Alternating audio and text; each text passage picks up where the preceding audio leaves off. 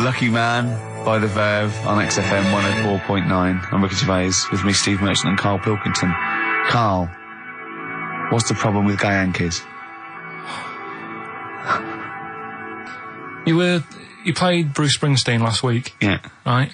Yeah. And you said he had got a load of trouble on his hands when he had a hanky in his back pocket. Did I say that on air or? Well, we were just saying that famously on the cover of the Born to Run, Born in the USA album, it's just him, isn't it, with just his backside basically with a red handkerchief. I wasn't looking. Well, I just. I did it for research purposes for this amazing link. Yeah, he had a red handkerchief, I think, in his right hand pocket, and apparently that signifies homosexuality. Apparently, I don't know. Oh, I thought it was which way you take. I don't know. These myths, aren't they? Right, yeah, well, exactly. I don't even know if this is... No, well, I read up about it. Okay. Right. Just research. And, it's all sort of, they've got all different coloured hankies. Are they? Right? Yeah.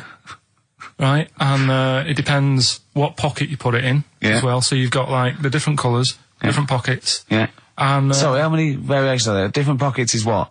Well, you've got, like, your back pocket, your right back pocket. But what do they mean? What do you mean?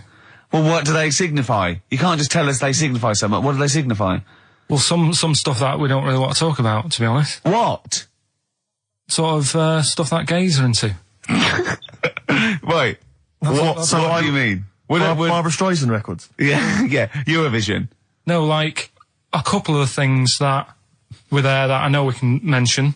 He said something about... I love what he thinks he can't mention. Yeah, I love it. Decency. What is this? 1956? No, but I mean, it isn't just, having it away. Having it away? I love him! No, having it away! You get up to some weird stuff.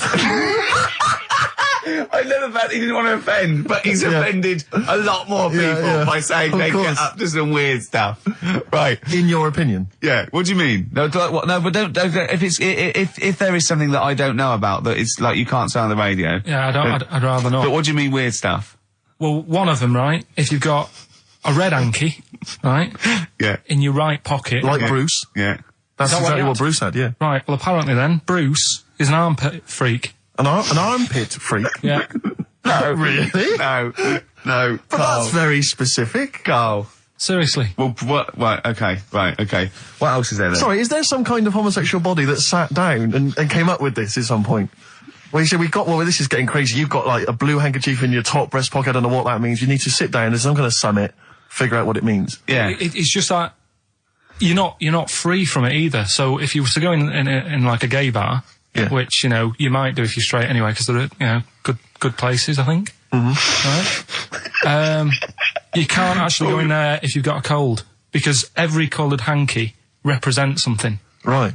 So if I was to go in, had a bit of a sniffle, I could get into all sorts of trouble. Right. What, pull out a Marks and Spencer's white linen hanky, that means you like to be tied up and whipped. Yeah. There was another one, armpit freak was covered. Armpit freak is done. We've covered. An armpit freak? I don't really know what that means. Right, okay, yeah. But there was just one other thing, like a blue and white one, is if you're into sailors. To sailors? Yeah, if you have a little blue and white hanky, that's in your left pocket. Yeah. Right. Blue and white equals sailor. So I wanted to ask you something. But again, we've got to be careful here. When you wouldn't leave the building that was on fire because you were standing proud. Hang on, we need this. Some people now don't know what you're talking about. Karl, you were on holiday. Yeah. On holiday in Tenerife, right? Yeah. You'd had a moment of intimacy with your girlfriend. Yeah. A knock on the door. You had to stop and get up. You peeked around the door. It was a fireman saying, "Get out." But you didn't want to leave because you had a... Yeah. It was a little... Yeah. But what I don't understand is you maintained that while looking at a Spanish man dressed as a fireman. Yeah. Is that true? Is that the fact? You maintained, I'm sorry to say, you maintained arousal whilst looking at a gentleman dressed as a fireman. No, these are the facts and they are undisputed, right? Did you maintain... I'm not a machine though, do you know what I mean? I can't turn it on, turn it off. Right? But you were talking, I just thought, talking to a fireman, you'd have probably lost it. I don't know, but you didn't. No, but the other thing was, I mean, I was talking to Suzanne about it again, right? She said, what are you talking about that for? Right? I said, oh, it just crops up, right? Yeah. And the dilemma was, you see, I wanted to try and make sure that it was a proper fire because that was the last condom we had, right? So it would have ruined the night. So I didn't want to like. It was like, you know, well, what's going on? Is it? Do we need to get out? Yeah. Is it a proper fire? Yeah. And you, I'm talking to this man in uniform. Was he? What did he look like? Was he good looking? Did he look like Ricky Martin? Say. Was he good looking? Was he good looking in his uniform? I can't remember. Can't remember. Did he have a moustache? Better play a record, haven't we? Is this bringing it back? What? You look uncomfortable. What? Did you just switch this on with your hand? The Flaming Lips, and that's Fight Test. Lips and Test. Lips Test. On M. We were talking there about homosexual people, and I'm sure we'll move on to other topics. But I just mentioned, I was talking to a friend of mine in the week, Rufus, and he overheard, he pieced together you know, sometimes if you overhear a conversation, you can piece together what's going on. Yeah. You know, and, it sort of transpired from what he could make out that one gay guy had just realised or just found out that his gay boyfriend had, maybe been having an affair and was on the phone, and had called this person, the third party. So the other one was crying, wasn't it? The other one was crying in tears. Obviously, they just had a big argument about it. And all he heard on the phone was the guy saying, in very kind of earnest tones, I'm going to do everything in my power to destroy you. But I just like to think what that was. What was he, you know? No more guest list to GAY. To GAY. I am going to, slash your diesel jeans with a pair of scissors. What if they're listening now? I know, I mean, it's probably an emotional time for them. Yeah, but they probably don't think we're talking about them. No, not those. It's probably happened quite a lot this week. Well, possibly. I do know quite a lot of gay people, right? But they do jump about when it comes to partners. Right. Karl. No, Lee. Freedom of speech. Yeah. Let the man speak. No, I'm not saying that's a bad thing. I mean, it's quite, you know, they don't, you know, if they get bored, they move on that. Which is fair enough, but they do... How have you pieced this together? And they go out late, don't they? Well, we've covered that, haven't we? We've done that. Yeah. How have you... So, Do you know how we covered that? His favourite record is Killing a Georgie. And he went, at the end of the record, he went, see, but how late was it? Yeah. If he'd have been sort of going out at a decent time, that wouldn't have happened. Do you know what I mean, Steve? They're always getting ready to go out about 1:30 in the morning. You're asking for trouble. Yes. Incidentally, I should just point out that, oh dear. That, we've had an email, I've lost it here now, but anyway, it was one of our listeners saying that we've slightly embarrassed ourselves because, of course, Bruce Springsteen on the cover of Born in the USA doesn't actually have a handkerchief in his back pocket. It's actually a red baseball cap. So, well, I don't know if that also counts. I don't know if it's any coloured object. What does that mean, though? Yeah, into heads. Into little round heads. Oh. If Bruce Springsteen, and he's obviously not gay, but if he said, alright, Karl, just, you know, little cuddle, would you turn down Bruce Springsteen? Yeah. Well, no. Why? Just like, alright, mate, you hug your mates, don't you? If Bruce said, alright, Karl, I like your show, love your head, little cuddle, a mate's cuddle. No, I just, I say what you're doing. You just say, look, we're a couple of old friends. Look, Bruce Springsteen, I wrote all those great songs. I like what you're doing.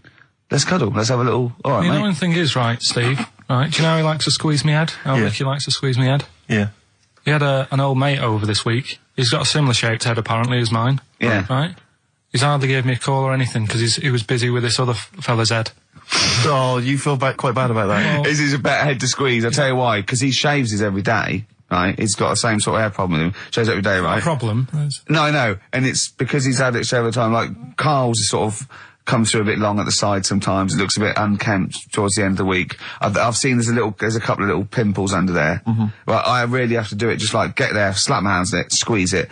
With this one, I can sort of get my finger. Do you know what I mean? I get my really, you know, You're like a gay, the way you jump about from head to head. That's my record. You're like a gay. Now, this is not really your jurisdiction. This is not really your area, but I imagine you'd have some powerful friends who might have a say in it. Go on. Yeah.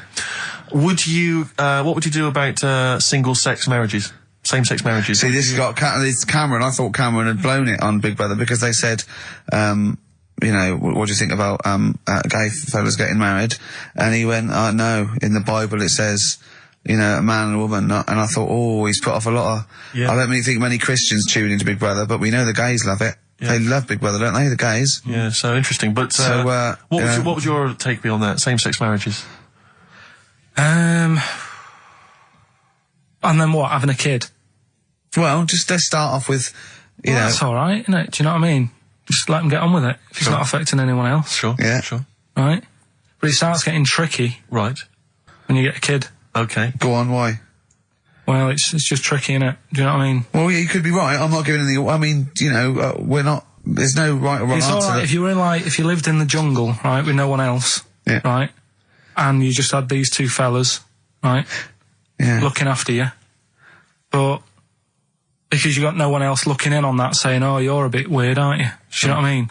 But as soon as you come why have they got married? Do you think the gay people turned to a bloke because they couldn't get a woman?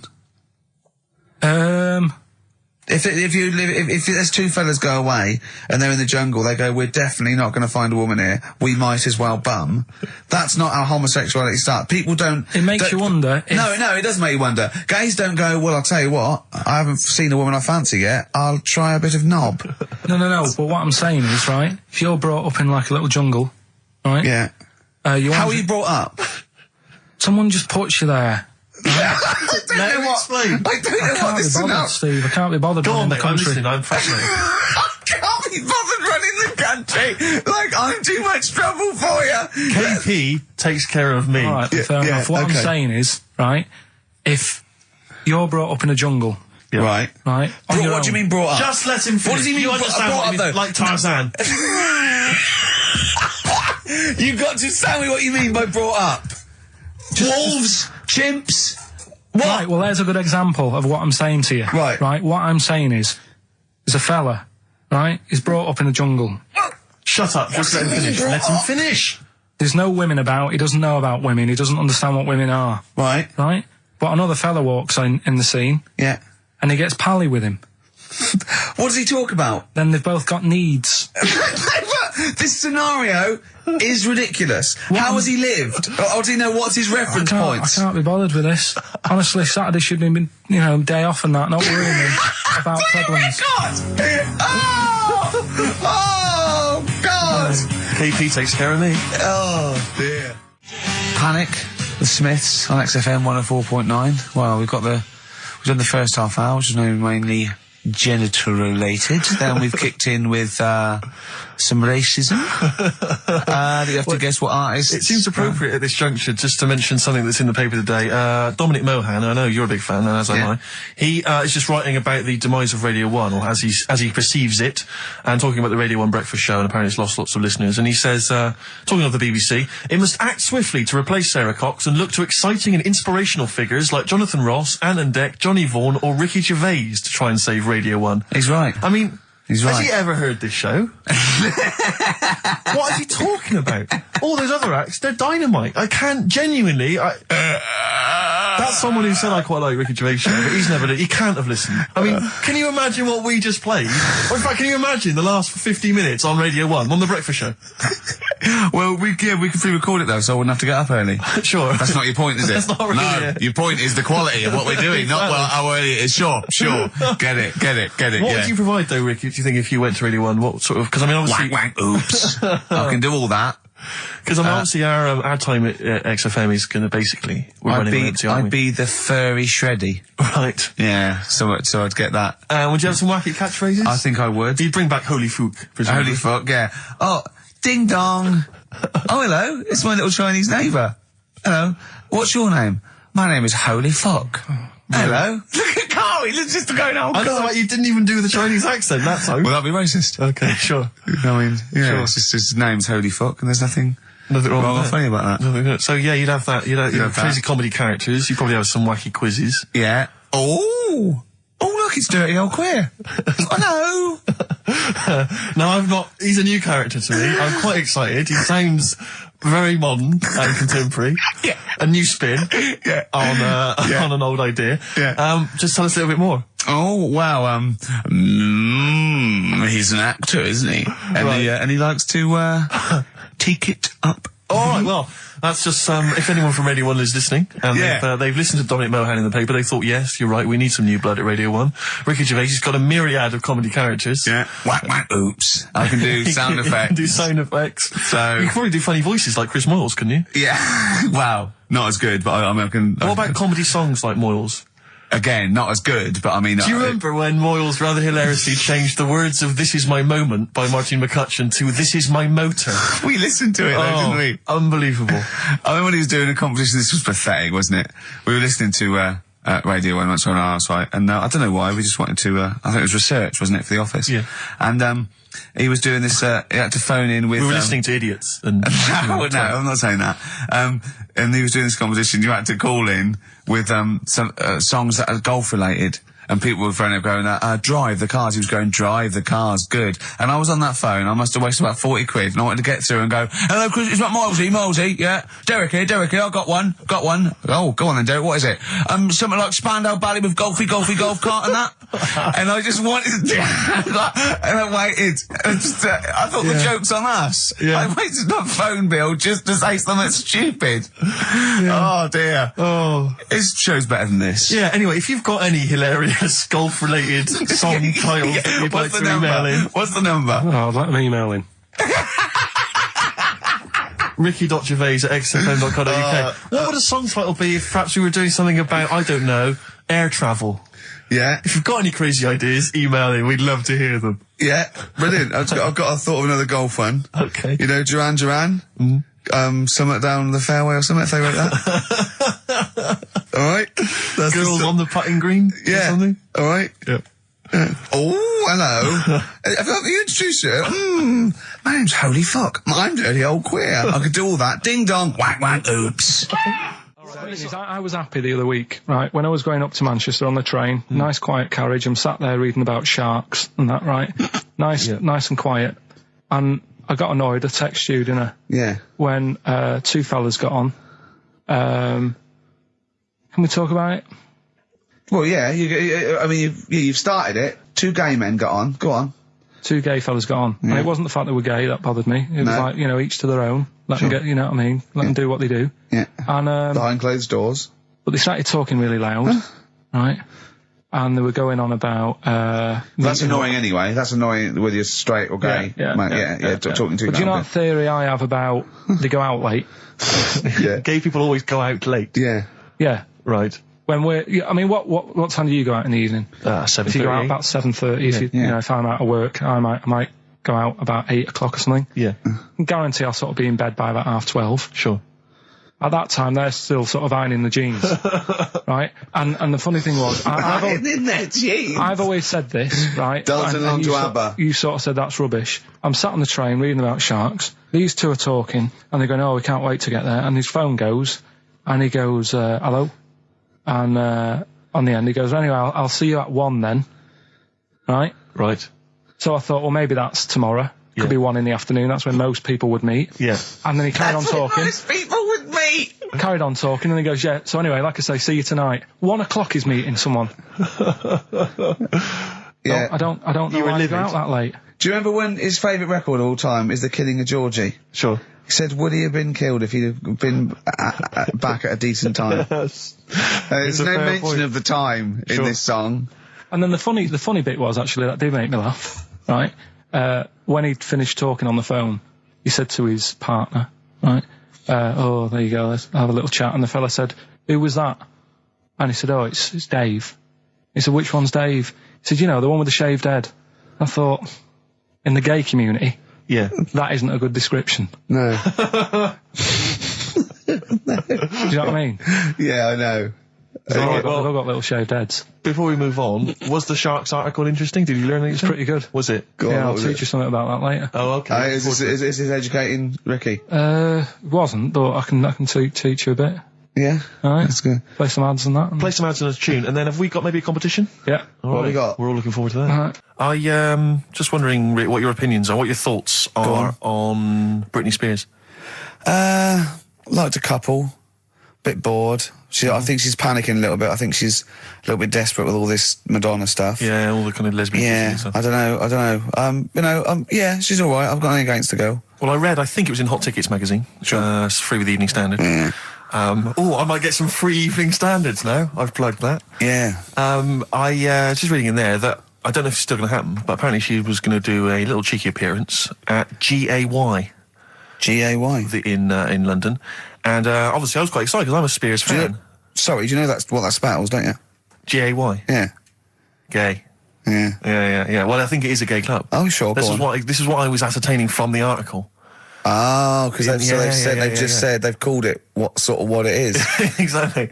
Yeah. And it was apparently she was going to be previewing some of her new album live on stage at GAY. And that's an intimate venue. Normally you'd have to see someone like Spears, probably at Wembley Arena, someone like that. I'm thinking I'm a Spears fan, get up a couple of the gang together. Yeah. Some of the lads. Exactly. Yeah. Cruise down there. Yeah. But then I read on in the article that apparently the doorman at GAY were only going to let in regulars, and the way they were going to ascertain if you were a regular was by asking a series of questions at the door. What, testing if you're really... Now, I don't know if the questions would be about the interior of GAY. Or the interior of someone else. Yeah. Or just general kind of... What do you reckon you'd have passed the... pretend? Well, that's what I was wondering. So you'd have had to pretend to be... GAY to get in to see Spears. Now Can you say gay on the radio? Yeah, I think so. Yeah. There's irony, isn't it? So you're pretending to be gay to get into a club to see a bird that you like. Yeah. I'll give you a little quick test. Right. Shall I? All right. Sorry, what's your name, mate? Paolo. All right, Paolo. Yeah. You haven't done a lot with your hair. You just sort of let it grow out. I mean, would you be putting product on a bit later? Because I mean, you don't look very. You look sort of quite masculine, Yeah, well, sort of like you didn't care, like you have no care about how you look, like you're normally it would be shaved, of course. Oh, okay. Yes. We would say normally that looks about like 3 months growth there. Why haven't you... I've been ill. Nothing serious? Nothing serious. Okay. No, that's why I let it grow. So it's grown. Okay. Yeah. So what time would you normally be going out then, Paolo? Normally I'd go out about about 8ish. 8 o'clock in the evening you've got? No. That sounds a bit early. That's what... No, I'd go out about 3 in the morning normally. Right. So I take them on... Yeah, okay. Right, so that's right, yeah. Where'd you go? Down sort of... Old Compton Street for a coffee and then onto GAY something like that, with your little shaved head. Yeah. Okay, well, you're doing fine. Gay. Sounding pretty good. Can I just ask you one final question? 20 bender points? 20 bender points. I'm just going to let you in. Okay, I'm just going to tell the guys to let you in. But I've got one more question. Yeah. Do you prefer knobs or tits, Paolo? Knobs. Knobs. You love knobs, do you? Absolutely. Can't get enough knobs. So you hate tits, I assume? Load them. You hate tits, do you? Yes. Okay. What? Even Liza Minnelli's? I don't know what to say. I love hers. But not in a straight way. In a straight way. In a so okay. So you love knobs more than tits, right? Okay. I love knobs. In you go. Thanks very much. Brittany's on, dear. Oh, she is so sexy. Oh, see, that's what would give me away. It'd be like the Great Escape. It's just the last. Yeah. You just. Well, you're. I mean, I think you're probably a bit bi. Right. Yeah, okay. but I mean, go in anyway. Thanks very much. Okay, the drinks are quite expensive. Oh, I thought so. Pop your shirt off, will you? Hey, Outcast on XFM 104.9. I'm Ricky Gervais, Steve Merchant, Karl Pilkington. You all right, Karl? Yeah, not bad. Yeah. Just when you were talking just now about like the gay stuff. Yeah. Right. I don't know if you saw the thing the other week about the fella who's on that quiz show. Who? Sort of. Oh right. Okay. Gay Who? fella, straight sort of man woman thing. What are you talking about? Tell me what did you see? Tell me what you saw. This is like a kid come running in and he's seeing something frightening. Could be an alien, could be a ghost, could be a paedophile, and you've got to get exactly what actually you saw out of him. Right, what did you actually see? It's just this fella who's a woman. Right. Right, okay, right, try and talk like a human being. Right. It's a quiz show that's coming on the telly. And it's this woman. Right, is it a fella who's a woman, or is it a woman? Bit of both, that's why I'm talking about it. But what do you mean? Is it a pre-op? Is it a transsexual, a transvestite? Is it a ladyboy? Is it an hermaphrodite? What is it? I'll tell you about it. Well, tell me. I'm telling you. It's a woman. Well, it's a man. Oh, forget it. Listen. Play a record. No, listen. Come on. What? It is a man. He is a man. Well... Oh, Christ's sake! It's a TV programme where they've got this... Transvestite or television? It is a transvestite, yeah. So, but the problem is...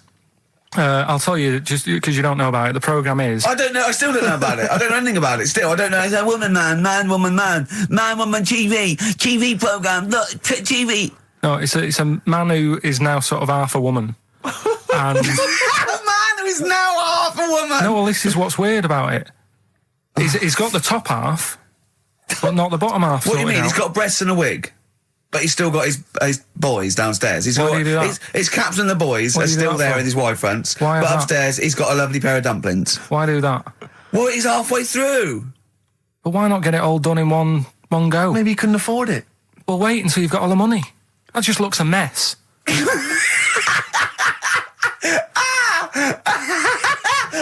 And who's he pleasing there? Well, he wakes up in the morning and pleases himself. He can't believe his luck. He doesn't know where to start. No, but what I don't understand, I mean, you know, I don't want to see him... Well, can I just finish that sentence? What you don't understand is just about everything. Yeah. Right, what... I find it weird, right? I sort of get... I understand the gay thing, right? But... Do you? What do you mean? Well, you know, I know... Well, tell me the gay thing. Explain the gay thing. I just know if you're a fella, you like men. I don't know much more than that. What do you mean you don't know? But what I mean is, with a transvestite, what's going on there? What do they want? A transvestite is a cross-dresser. See, I don't get that either. Because... You mean a transsexual? That's a man who likes to dress in women's clothing. It's not necessarily... They're not necessarily gay. They're not gay. They're often not gay. They just happen to like wearing women's clothes, aren't yeah. But then why not wear women's clothes that could be seen as a bloke's... Like Suzanne wears jeans. No, but they... Yeah, just but that's buy the women's thing. jeans. But that's their problem, is it? They like being seen as a woman. They like being seen as a woman. It's not just that it's more comfortable or they'd wear a kilt. They like being seen as a woman. They feel more comfortable. All right, and what's the deal with this fella who's got... We don't know who this fella is. No, we don't know this man who's half a woman. He's called Miriam. Oh, that's hot. yeah. Brilliant. I love this scientific basis. No, I think... So all he's done, he's had the tits done, he's probably had the hormones, probably lived as a woman for a while. The last step, because you can probably reverse the breasts anyway, because they're probably implants and hormonal things, and whereas you chop your knob and boys off, that's, you know, you come back the next day and go, so I didn't mean that, I wanted my ears pierced. It's a bit more of a bigger operation to put them back. So doctors are probably making sure that he's just absolutely... If you've had the top half done, you're not going to go back on what you've said. But no, what's the top half being done? I could get you breast implants, give you a bit of hormonal treatment. No, that would be a great idea for next week. and you could reverse it. What you can't do is grow a knob back. Well, you can. Last week you were talking about growing one on your arm. Yeah. We've done that. We can, so that is possible. Listen, Oh, he's perked up. Yeah. Oh, he's back in the area. Well, you got something to say? I was kept quiet in the first hour. I'll let you get on with that now. What you got to say? Is it just have a guess? Is it about monkeys, Chinese people, or little gay fellas? It's about little gay fellas. Sure. Is it? Of course it is. Go on. Yeah, but not because I like Sorry, I'm just making a that. tally. Let me just note that down. Yeah. No, but it fascinates me, doesn't it? All stuff like that. That's a bit sort of different. Yeah. Yeah. And that. What, like monkeys and Chinese people? Well, and that thing you were showing me before, the half woman. No, you weren't impressed with that. Well, no. You know, that woman that's got two pieces of genetic makeup in her, where it was two separate sperms and two separate eggs fused, and she came out as sort of a normal person, but she had this residue of genetic material, and so she's had two children that aren't genetically the same as her. Yeah. Right? And they showed it in the paper by doing her half white and half black to show the two different, you know what I mean? Just for, he went, does she look like that? I said, of course not. He went, not interested then. Of course. Yeah. He said, how could I tell? Not interested in that at all. Yeah. If I'd have said she'd given birth to a monkey, fascinated, straight away. Well, anyway. Go on. But that's what I'm saying. I'm just interested in weird stuff, right? Yeah. So am I. That's why you're on the show. Talking about little gay fellas and that. Yeah. Little gay fellas. Northern Line, the underground tube thing. Not the boy band. Right. Yeah. Apparently, on a Saturday night late, I don't know what that is. What time late is in the sort of gay community, as we've discussed before. Yeah. But apparently, the last carriage on the Northern Line, they all get in there. What do you mean they all get in there? They sort of take over the last carriage of the Northern Line on a Saturday night. Right. And it's like the gay carriage. Right. And what exactly do? They just travel about on the Northern Line? No, just have a chat and that, and like just stick on the communards. How do you know? Someone tell me. See, this. I mean, I'm glad you've informed me, because it wouldn't bother me, but I feel I should be told about these things, because I'm likely to stumble onto that carriage by mistake. And I'm not. It's not that it'd be a problem. It's just I might feel a little uncomfortable if there's a lot of people in, the black, the black leather gear and the moustaches, the hats. I mean, to be quite honest, they'd be annoyed. Of course, because they'd be expecting something a little bit, What do you mean? Well, they're good looking, most of them. Sure. No, they are good-looking fellas, though, aren't they? What do you mean? What do you mean? They're just a lot of the gay, they look after themselves and that and look good. Keep themselves... Some of them work out, yeah. You see, this is the problem I have, because there's a lot of areas in London and elsewhere in the country where there's a sort of, it's a gay thing, it's a gay public toilet, or I don't mean it's gay, but it's not like a legal thing. You mean it's a cottage? But it's a cottage, whatever. I mean, I remember being in Bristol once doing some... You're confused when I said it's a cottage. Yeah. That's a term for where gay people go in toilets to sort of meet and greet each other. But I shake hands. I was at the public library in Bristol once doing some studies from a sixth form, and I think the toilet was closed in the library, and I was dying for the toilet, and I popped down, there was a public toilet behind the library. I thought, I can't believe my luck. Dashed down there, it was about 6-ish in the evening, I was working late, I was studying hard. I went in there, and I swear to God, I saw two fellas. With the... Is that unusual? Or? Well, no, they were up to some hijinks. What they're sort of like... Do you know the thing that struck me? What? One of them had bright red underpants. What do you mean? They were actually doing, they were having some kind of, they were having relations. They weren't even in a cubicle, they were out in the... Where were the underpants? Around his ankles? No. Yes, I swear to God, I'm not going to make this up. What old were you? I don't know, like, how old you are in the sixth form? 16 or whatever, 17? Yeah, and what did you do? Well, I actually said... you just joined in? What else did you do? You might as well. I actually swore, I said, oh, F me. And then I went, oh, no, don't. No, I did, I swear to God. I did. I went, oh, F me. No, don't. Because I was panicked and I ran out. And as I was walking out, a guy was coming in. I went, oh, hang on, mate. And then I thought I better not tell him. I let him find out for himself. He might be going in there to join in. He might have got a call. Come down. We're going crazy on each other's ass. Come down. It's a conspiracy, a Bristol conspiracy. What annoyed me my was... lover, want a bit of car? What angered me, Rick, was the fact that I wasn't notified, that there was not... I didn't know. There was no sign. And afterwards, I spoke to other people about it, and they said, oh, it's a famous gay haunt. But what annoys me is I feel that they should put an ad in the local press, a big paper, like once a week, like, when they recall cars if they're damaged or there's a fault, or couriers might bring back stuff if they're sort of faulty goods, they say recall and we'll give you money back. They should put an ad in, the gay community should put an advert in that just says, these are the hot spots, this is where you're likely to find us doing some stuff. If you're not gay, you might feel uncomfortable, avoid them. And just list them, or little pictures, or, a map or something. Anything, because like the gay tube thing, I don't know fun. That's 1, 2, 3, railway cuttings. Well, not that. It's more of a sort of social awareness thing. Yeah. So people, don't feel uncomfortable and... But they don't want it exactly to be like sort of walking in under a neon sign. Why? It's legal. yeah, big arrows. As if. What do you mean? What's wrong with that? Because, it's actually a public place. I don't think cottaging is strictly legal. But they don't even have to specify what they're going to do. But some people, they're not. Some of them aren't. I don't think it's probably seen gays, is it? Yeah, but it's not. Yeah, but it's not the people that go out and they say I'm gay and I like Barbara Streisand. It's presumably the sort of people that do that are people that either aren't quite out yet, or do you know what I mean? Or they're doing having a quick run away to their wife and kids. Yeah. I don't know. I don't know completely how it works, but I'm sure there probably isn't a place like free bumming here tonight. No, there is kind of. What? Because I was walking home one night through Soho, right? just because that's the way I have to go, not because I choose. Do you know what I mean? I wasn't going there on that, right? So I'm walking through, right? And I was handed like a card, which was like a gay event, right? Now that's a bit weird, isn't it? That straight away he's presuming that because I'm there that time of night. Well, and you got a shaved head, and you sort of like, you sort of like quite look after yourself, and you got some nice clothes. Yeah, but it's still you look can't like really a little presume. bit rough, don't you? From Manchester, you look like a northern rent boy who comes down to stand outside McDonald's. But the card was rubbish, right? What do you mean? Had this fella on it, right? All sort of greased up and that. What would you look? Just having a look what he'd handed me and that. Right. Just having a look.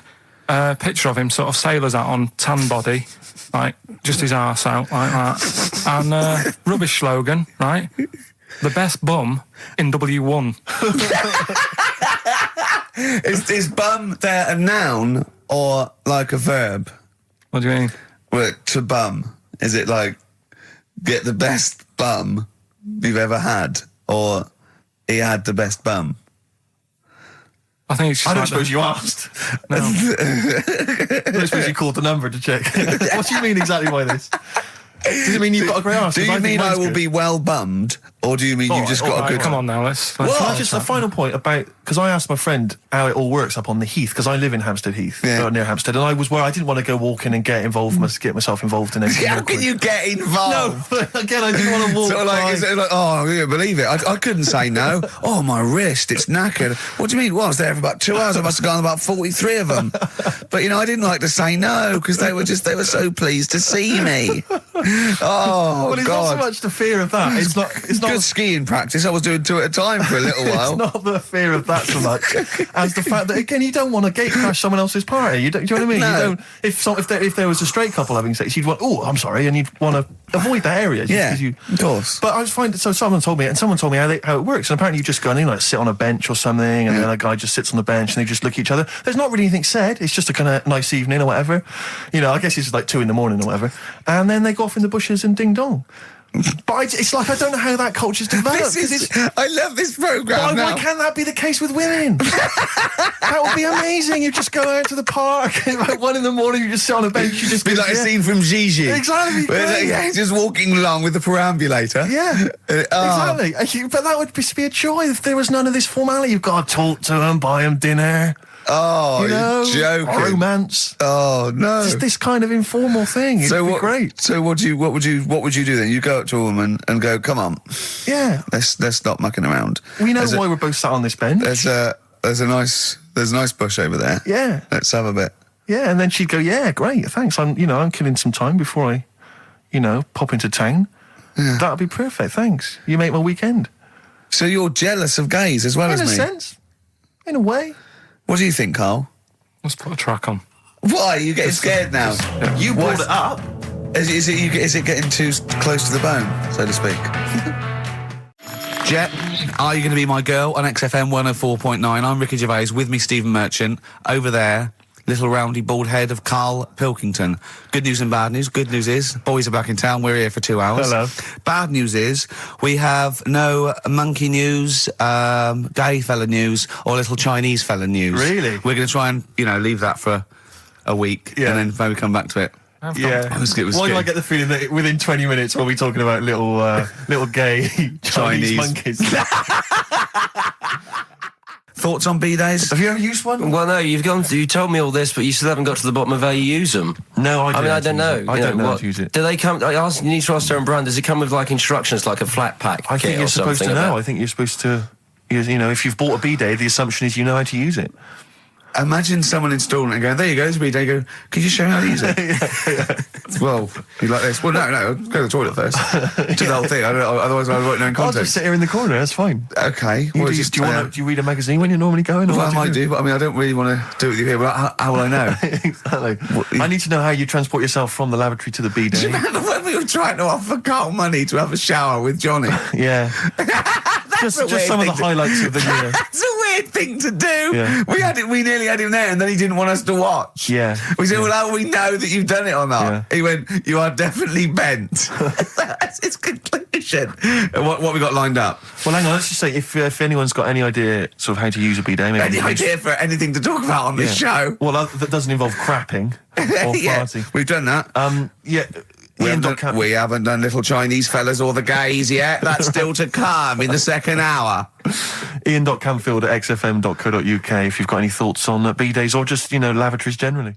Richard Ashcroft on XFM, Check the Meaning. I think it was out this year and we enjoyed it. So I certainly had a thought then that, someone like Richard Ashcroft, who's really cool. I mean, I think one of our greatest rock and rollers, really. He writes great tunes, does great albums. The Verve, already in history. I just suddenly thought of him listening to this and thinking, I wish they wouldn't play my songs because I don't want to be associated with that drivel. Yeah. Most people get a buzz out of it, get it on the radio. Do you think people say, don't let Gervais guilty by association? Do you know what I mean? I love that song. I love Check the Meaning. I thought it was a lovely song. And he's thinking, they're going to sandwich it to bring talk about little gay Chinese fellas and bidets. Yeah. And it's going to make me look What worries me, Rick, is that if we had to draw up some kind of list of artists who would allow us to play their songs, it's going to be such a short list. Gary Glitter, it's just going to be a few people who, are slightly more shameful than us. I just thought of something. There are 1 billion people in China, and I assume it's the same percentage of homosexuality occurs, as it were. That's 1 billion, 1 in 10. That means there's 100 million little gay Chinese fellas running around. Richard Ashcroft, if you're listening, I apologise for that last... Think about it. John Lennon, you okay? War's over. I heard a DJ in the week, I won't say who it was, but sort of like a cheesy sort of housewife choice DJ, and he played that, and he went, weird one, that, isn't it? What do you think of that the first time you heard it? Strange one. John Lennon, Yoko Ono, war is over. Here's the moment, at least, out there. I love that. Oh. What does he mean? That's exactly what I want from a DJ. That kind of insight. We were talking before the break about how many little Chinese fellas there are. Yeah. Billions. An awful lot of them. Brilliant, good, more the merrier. Are you familiar, Rick, with the scary fact, I don't know, Camford, if you're aware of this, and it's chilling. I don't know where I've heard this from, but apparently... And this is kind of legend, I didn't just make this up, this is well known, that if all the Chinese people in China, right, no, come on, if they all jumped up and down at the same time, apparently, this is what they say, apparently it would cause a tidal wave that would wipe out America. That would destroy America. I love the idea of coordinating that. Brilliant. Well, I like the idea, firstly, they don't need weapons of mass destruction, they don't need nuclear weapons, because they got that threat They can't constantly. have on that, you can't count a tidal wave as a weapon of mass destruction. Or jumping. Tony Blair could send in sort of people, UN people going, look out for anyone jumping. Exactly. All they need is an immense sort of skipping rope. Oh yeah, once a little fella in Japan holding one end, little fella in Russia holding the other. Exactly, yeah. And they go, on your marks, you'd have a lot of coordination over that one little... Maybe like someone like Mr. Motivator, kind of coordinating it all from the top of the wall, sort of looking down. The Chinese equivalent. Yeah. That would be... Because I think that's why they built the wall. I think that's why they built the Great Wall. To jump off the wall. Exactly, they just climb on that wall. That's the way it's done, that's the threat. And that's why America started the space race, because you can see it from space. Exactly. So they go... They're up there monitoring constantly. This is Eagle to Houston. There's lots of little Chinese fellas about to jump. Yeah. This is Houston. Are they wearing them lampshade We just need to hats? confirm they're Chinese. Are they wearing those... are they wearing those comical hats that look a bit like a lampshade? They yes, are. They are. We just have to confirm they're Chinese. Because if I was the leader of China, what is the name of it? Is he the king of China? We're so ill-educated, aren't we? Is it the king of China? The Tsar of China? King, is it? What is it? Is Chairman Mao still there? Is he still Chairman someone else, probably, the new chairman. Or chairwoman, don't be sexist. And actually, when I said there's 1 billion people in China, so there's 100 million little gay Chinese fellas, someone phoned up to say half of them are women. Yeah. Well, of course. Straight on the phone with that. Well, I meant little lesbian fellas or little gay fellas. Yeah. I mean, I wasn't being sexist.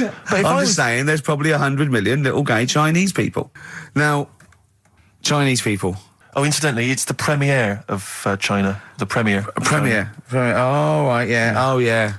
Sure. Yeah, I remember now. Yeah. But, when you were away, Karl, we worked out if it's 1 in 10 people are sort of like gay in some way, with 1 billion Chinese people, there's 100,000 little gay, lesbian Chinese fellas of some sort. What do you think of that? What do you mean? Well, if I think so some sort of form of gayosity, whatever it's called, is sort of like 1 in 10, right? 1 in 10 people are gay, apparently. That's, Right. that does seem a bit high, though, doesn't it? I thought it was lower than that. What? You mean more than that? Yeah.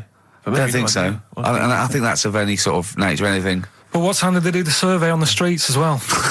Because, they go out late, so if they're doing the survey sort of around lunchtime, forget it, they're not going to get any. Sure. Do you know what I mean? They're all asleep. But if they're out at, say, 1 in the morning... Well... It's going to be higher, isn't it?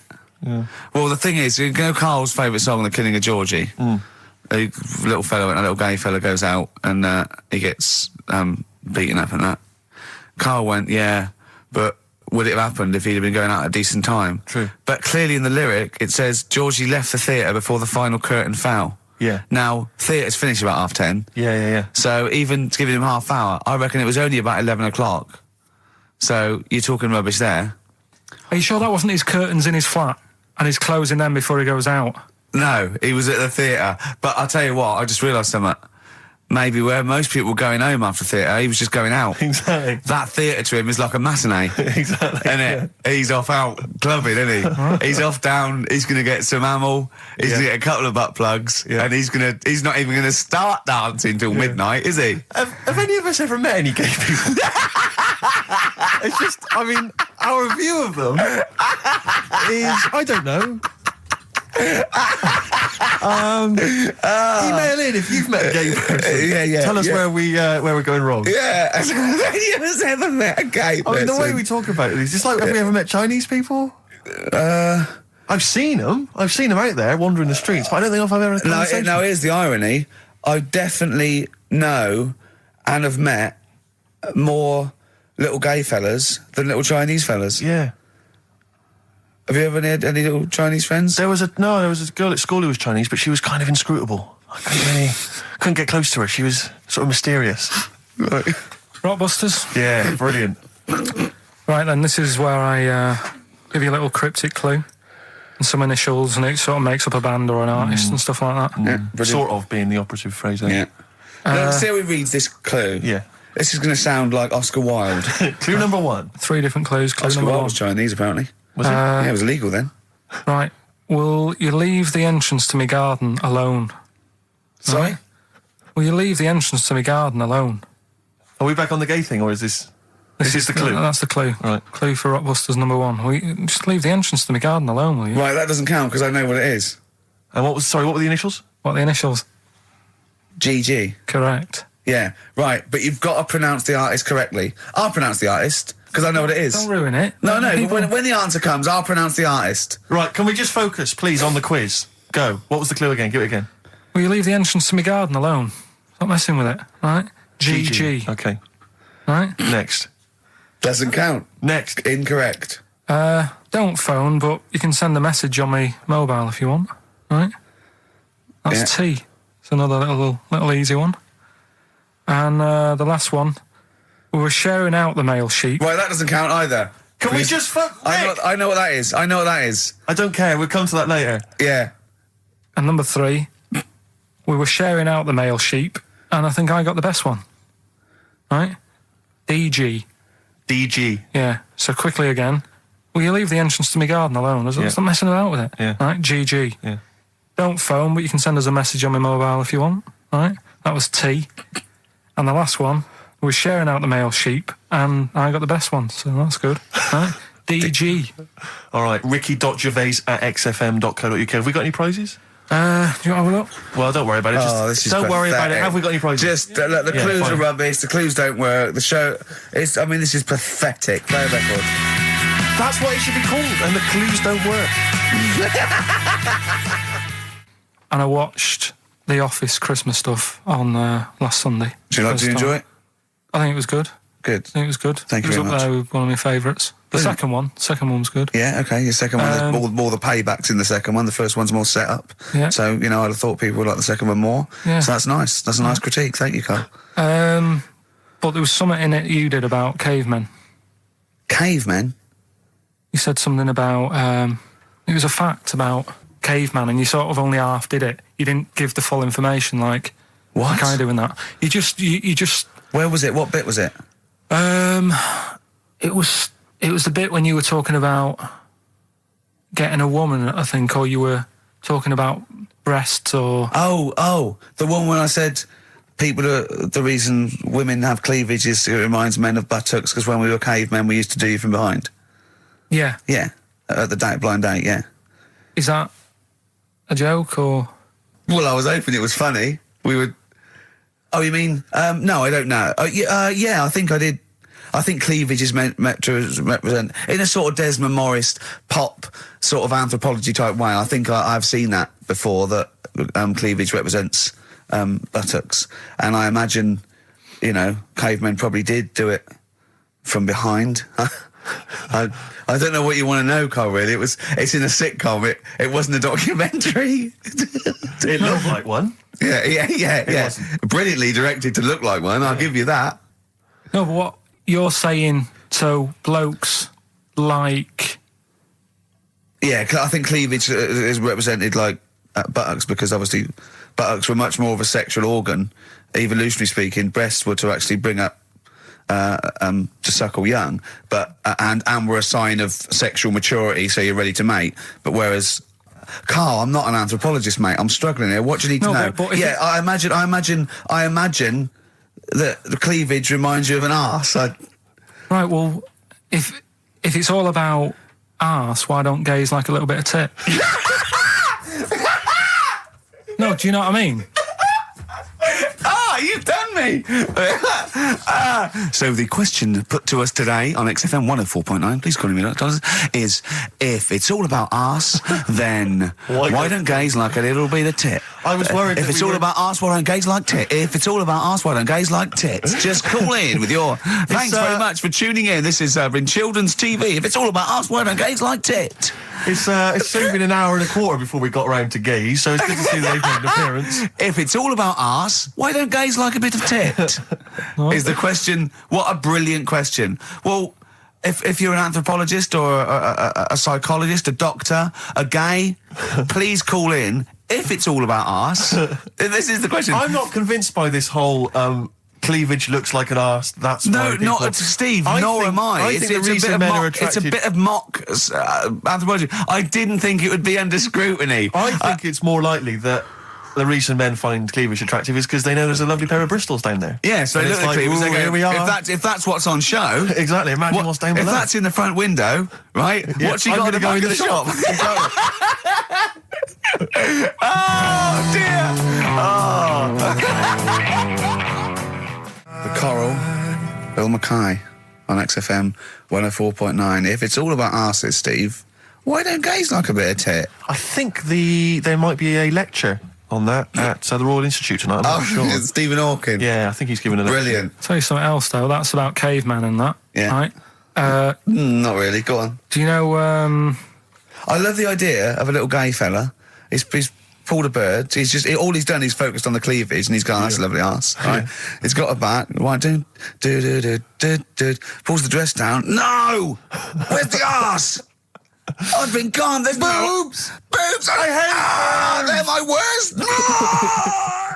Yeah. Faith No More and their version of I'm Easy on XFM 104.9 with Gervais, Steve Merchant, Karl Pilkington. Rick, for the last time, we've only really got 3 topics of discussion on this show. I think you agree with that.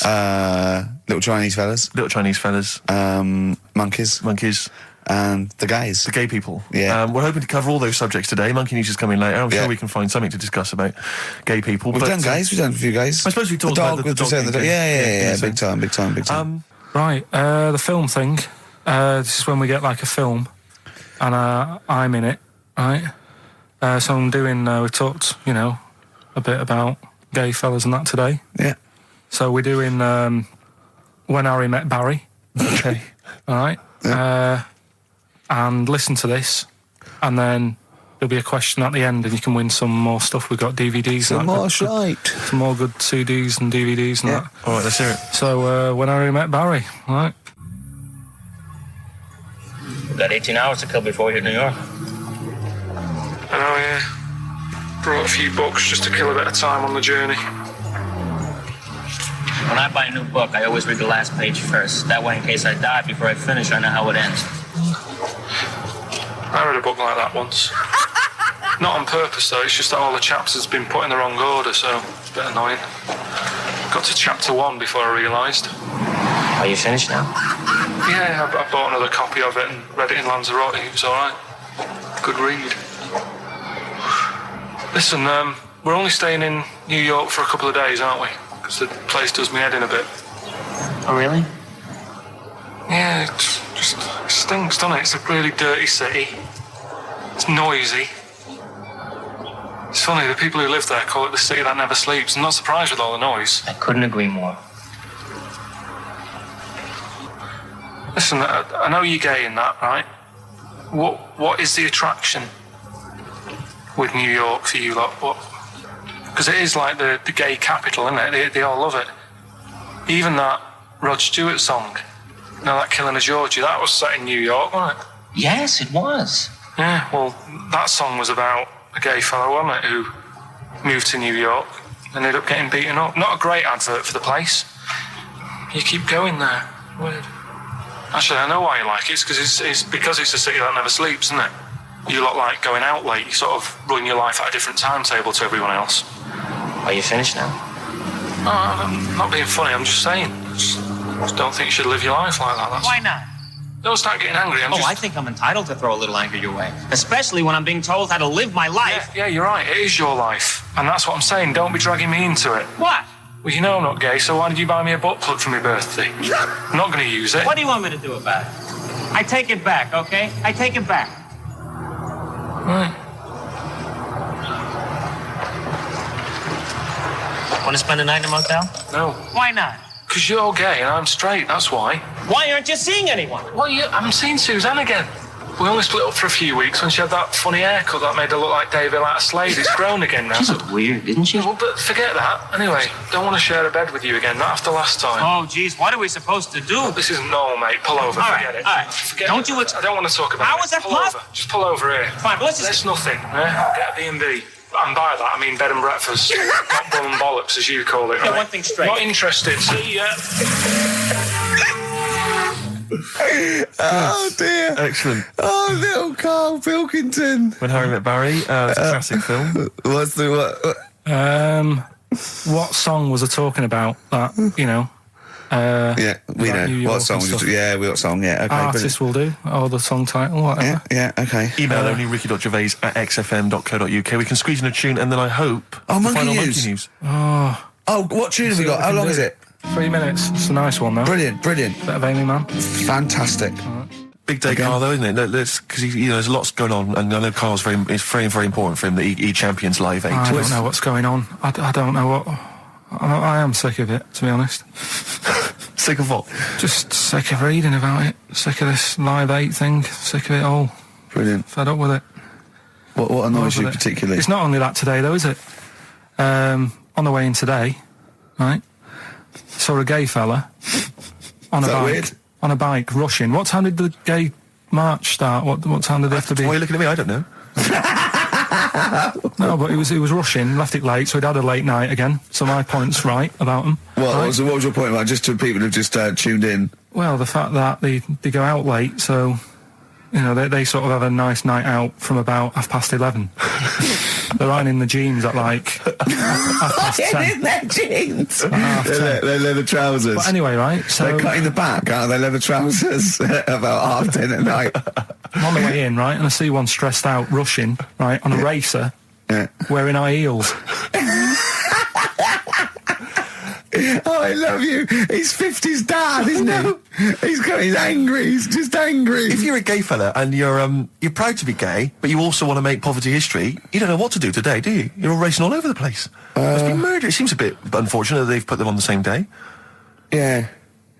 Well, you can get little leather studded wristbands that say make poverty history. Yeah. So you can join in on both parts. You can kill two birds with one stone. Yeah.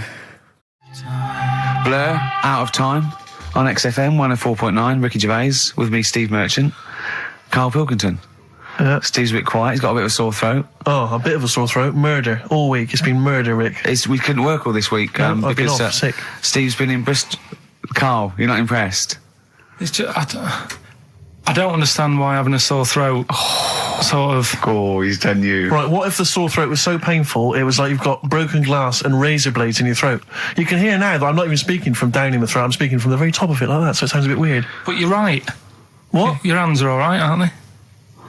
Yeah, but we talk when we're writing, don't we? I can barely talk. It was agony. I couldn't sleep because it was so painful. Even when I was just lying there, motionless, it was hurting. I just was surprised because I got back off holiday and called Ricky and said, all right, is Steve all right? And he said, he's had to go back home or something, and he's stayed there because he's got a sore throat. Yeah. I didn't understand why you can't, just go home. I mean, how old are you?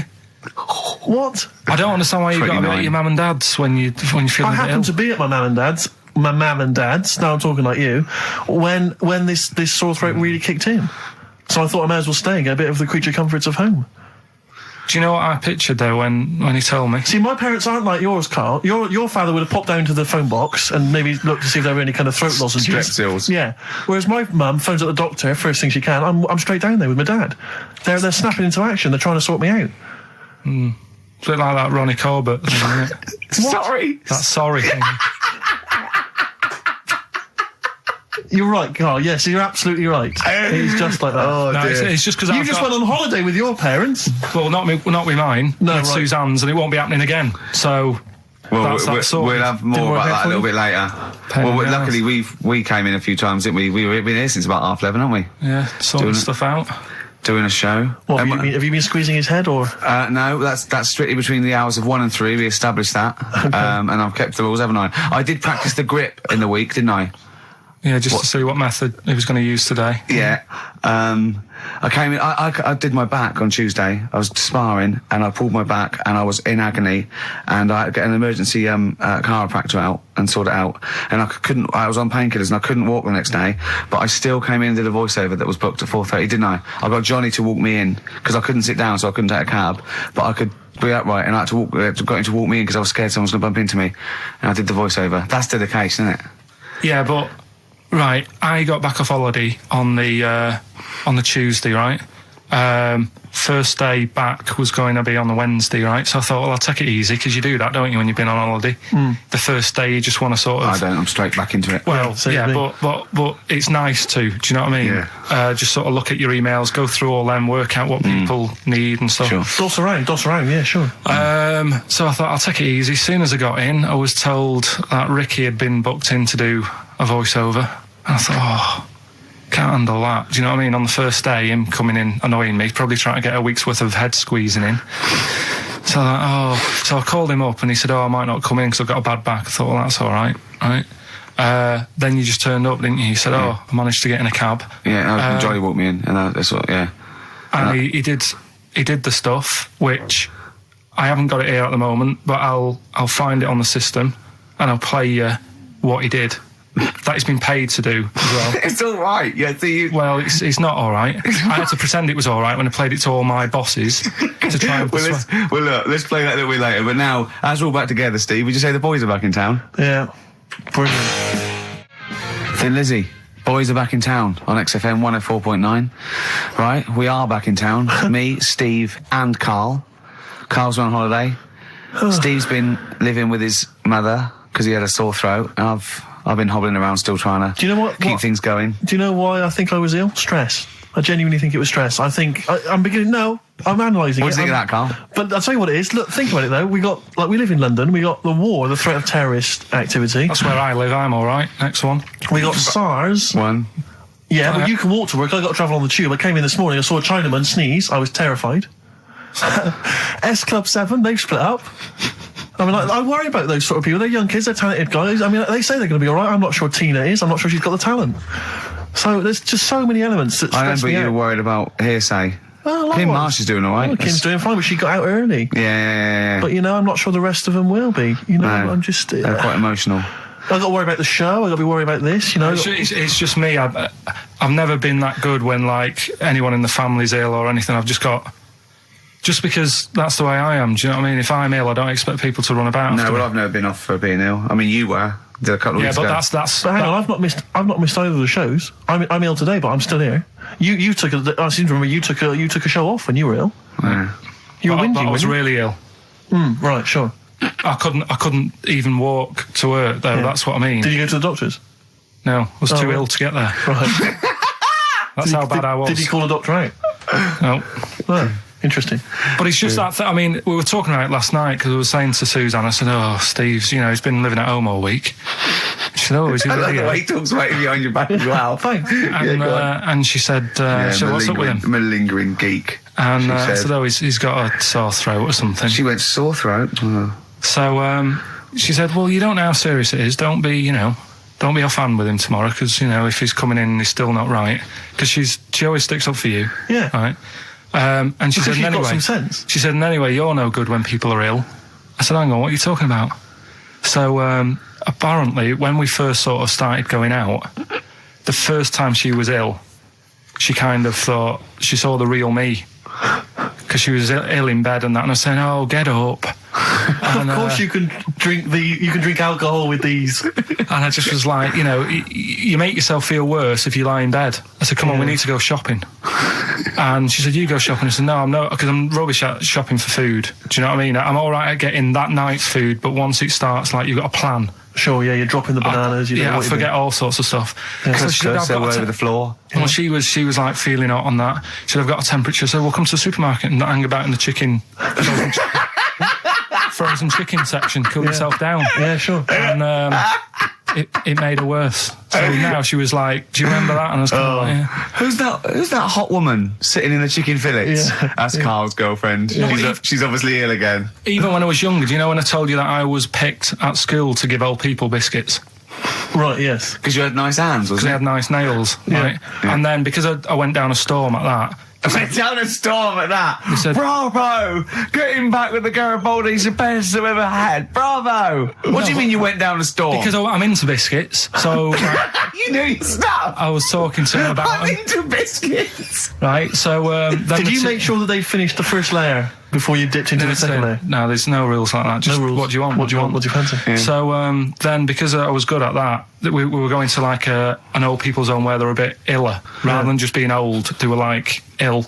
Yeah. And I said, "No, not doing that." Not going there. Because they're old people. Yeah. They don't want biscuits. Well, yeah, that's the thing. They're too sweet. So So did you have to dunk them in tea before you fed them to them? No, it was just like. Did you feed them like? Did you have to chew their food, then stick it down their throat with your face, like a little bird? Yeah, yeah. Little trolley, right? A lad who I didn't really get on with. He had good nails as well, so he was serving the tea. Yeah. And I just had a chat and said, "Oh, do you want a biscuit with that? Yeah. What about this one? Do you like bourbons?" Yeah. Oh, you really did the whole... Oh, right, so you weren't just... It wasn't like their choice, you offered a selection. Well, I sort of sold them, because the thing is, there's only so many, so you've got to handle the situation well. Sure. You don't want too many in one type, so it's like, well, you've had a bourbon. Yeah. What a great life they lead. They probably only pay about 900 quid a week to stay in that particular home. Yeah. And they get a free bourbon by a kid with clean nails. Brilliant. Whoop-de-hoo. Oh. So anyway, I found these things. Do you want to yeah. So what's this? Explain this again. Right, so I got back off holiday. The first job I found out I've got to do is work with Ricky for a voiceover. I do a regular thing. I do X-Ray magazine, but I'm allowed to make the script up. And they said I could, so I did. Right, so imagine this. Well, I know you, Rick, and I know you like to put a lot of work into these things. Yeah. You want to do a good job. So he rolls up, he says, "Let's do it then." He said, "What's in the magazine?" I said, "Well, here's a selection of stuff. This is what you've got to sell." He said, "Leave it with me." He goes into the little booth, and the first one he comes up with is this little advert for it, right? X-Ray magazine, it's out now. It's £3.50 May edition. Music of Tomorrow, Dandy Warhol's picture, and there's a free CD with all the Placebo and the Donners, and Smog, and Nightmares on Wax, Alpine All Stars. Only £3.50. It's out now. Buy it, innit? Have you got a sore throat there?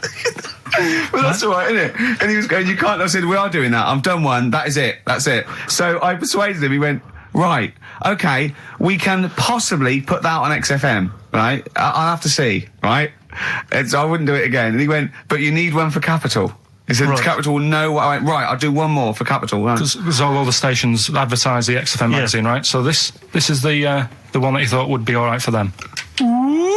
Hello, you loonies in Radioland. Dr. Frog here to tell you about the new edition of X-Ray magazine. It's out now and it's only £3.50. You've not heard of it? It's a great music magazine. And you get a free CD featuring bands like Placebo. They wear makeup, but leave them alone. Gold Chain, Smog, OK Go, The Donners, and all great bands that you'll love to... Froggy here. Hello. Bye. Ribbit, Froggy says bye it.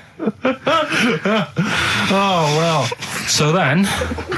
He says, that's it. You had your money's worth. Dr. Frog still on there? He's still on Classic. I said, that isn't going to go out. They're not going to be happy with that. He said, you had your money's worth. I'm going. Yeah. So I'm left with that. I then have to get the bosses in. And because I've let him go, in a way, it's my responsibility. Yeah. So I've obviously thought I've got what I need. I had to play them to the MD. What did he say? And justify... Well, I was sort of thinking if I laugh... He might go, well, I don't get it, but he finds it funny. Oh, brilliant. Well done. So I was laughing. He was sort of thinking, you know... Excellent. Is that it? Brilliant. When do they go out then? I think one of them's going out at the moment. Excellent. I think the first one's going out. Brilliant. Well, let's play a great track then. Is it Dr. Frog? I'd like to see Dr. Frog feature maybe on our show more often. Okay. Oh... I've got some new comedy characters. I can't believe we're lucky. You know, I love the work of comedy greats like Chris Moyles and Noel Edmonds. I've got some really funny comic characters that'll be popping in and out of the studio. Save them. Okay. I'm excited. Badly Drawn Boy. All possibilities on XFM 104.9. I'm Ricky Gervais, with me, Steve Merchant and Karl Pilkington, and a few new characters. Steve. I can't believe I that. just said, you know, I know you love Moyles and his sort of wacky stuff, and Chris Moyles, Edmonds, one of the greats, one of the and greats. Edmonds, and just all well, I'm going to go along the same sort of vein. I've got a couple of. Can I do a little? Can I show you one? I'm excited. Okay. Well, it always starts with a sort of doorbell. Okay. So it goes, ding dong. I go, oh no, hold on, Steve, hold on, Karl. Who's that at the door? Yeah. Hello. Oh, hello. Oh, look. It's Camp David, the right queer gay. Oh, hello. Hello. You look all gay today. Is that because it's nice weather? Oh, no, that's not what it means. Oh, have you got a girlfriend, Camp David, the right queer gay? No, but I've got a boyfriend. Yeah. Oh, bye. Yeah. Right. Oh, ding dong. Oh, it's another one. Another comment. Hello. Oh, look. It's Holy Fuck, the little funny Chinese fella. Wait, that's his name, Karl. That's his name, Karl. Karl. Hello, Holy Fuck. Harold. Yeah. Right? Yeah, that's fine. Mr. Fuck. You can call me Holy if you want. No, I'd prefer to call you Fuck. Yeah. Right? You're right. Nothing wrong with this so far. No. Have you got a girlfriend, Mr. Fuck? Achoo. Oh, you haven't got that SARS, have you? Yeah. No, that's my girlfriend's name. See? Yeah. Oh, just before you go, Mr. Fuck, I've got two things here. I've got a nice Trilby hat that you could wear, or I've got a little lampshade. Right. Which one do you want to put on your head and walk around? I presume the Trilby. No, but it's not. No. Yeah. The lampshade. Lampshade, of course. Bye. See you later. Yeah. I thought they were genius. Can I be honest? I'll be honest. I thought they were brilliant. I thought they were. You didn't steal them off Chris. No. They're original. They're original. Sometimes characters. Chris Moyles has done stuff as good as that. I know. Yeah, I know. But no, these are all mine. So there you go. We'll be hearing more from Camp David, the right queer gay, and Holy Fuck, the funny little Chinaman. What? All right, Karl. Yeah. Is that your sort of humour? It might not be your sort of humour. You just should have run it past me before you did it. Yeah. What one are you worried about in particular? The not Camp David. Well, say his name. No. Say his name. Which one? I don't know which one you mean. The Chinese fella. I forget who that was. What was his name? I can't remember. Well, if you can't remember, it can't be that good, so we'll leave it. We won't do it again. Right? I'll tell you what I've got, Steve. Oh, what? I'll tell you what I'm thinking. Go on. Right. Do you know, like, TV programmes sort of get rested in the winter? Ding dong. Oh, no. Hang on, who's this? Oh, go on. Hello again. Not now, Mr. Fuck. We're talking. Bye. Is that Holy Fuck again? Yeah. Okay, go on. Look at Carl's face. Right, okay, that's it now. I'm not answering the door anymore. Right, okay, go on. Right, yeah. Ding dong, ding dong, ding dong, ding dong. He's trying to get in. You've got. Don't be impolite, Rick. Come on, Rick. He wants to come in. No, it's too late. It's too late. He's gone away now. Go on. Right. Anyway, what I'm thinking is, Rockbusters coming back for a bit. What? What are you talking about? He likes my idea. He likes my characters. He doesn't like that idea. If I what? Go on, what, Carl? No, what? I was going to say if I came up with With what? with that Chinese fella. What was his name for again? a sketch? You wouldn't have liked it. Let's do Rockbusters and see how it goes. I know you weren't a fan of it, but. Hang on, Yeah, but to be honest, Carl, he dissed Cheap as Chimps, and we know that's a brilliant idea. Hang on, sorry, we all agreed that Rockbusters was a piece of old toss. No, I didn't. I said it needed And that's resting. why we stopped doing it. I said it needed resting for a bit. I don't remember that conversation. What do you mean it needed resting? We abandoned it because it was appalling. You it started off as a nice idea, but you just gone crazy. None of it made any Let's sense. play a record and come back to this, shall we? What do you want to play? Bit of sugar. Oh, Yeah. Brilliant. That cheer us all I up. don't know why you were thinking of bringing this back. I'm genuinely worried about this. Well, Is that the doorbell? I would be lying, Rick, if I told you that didn't feature in my list of the best singles ever. That's lovely. It's a If I can't change your mind, Sugar. great pop tune. Brilliant, absolutely brilliant. I think Carl's worried about one of the names of my characters, so I'm changing the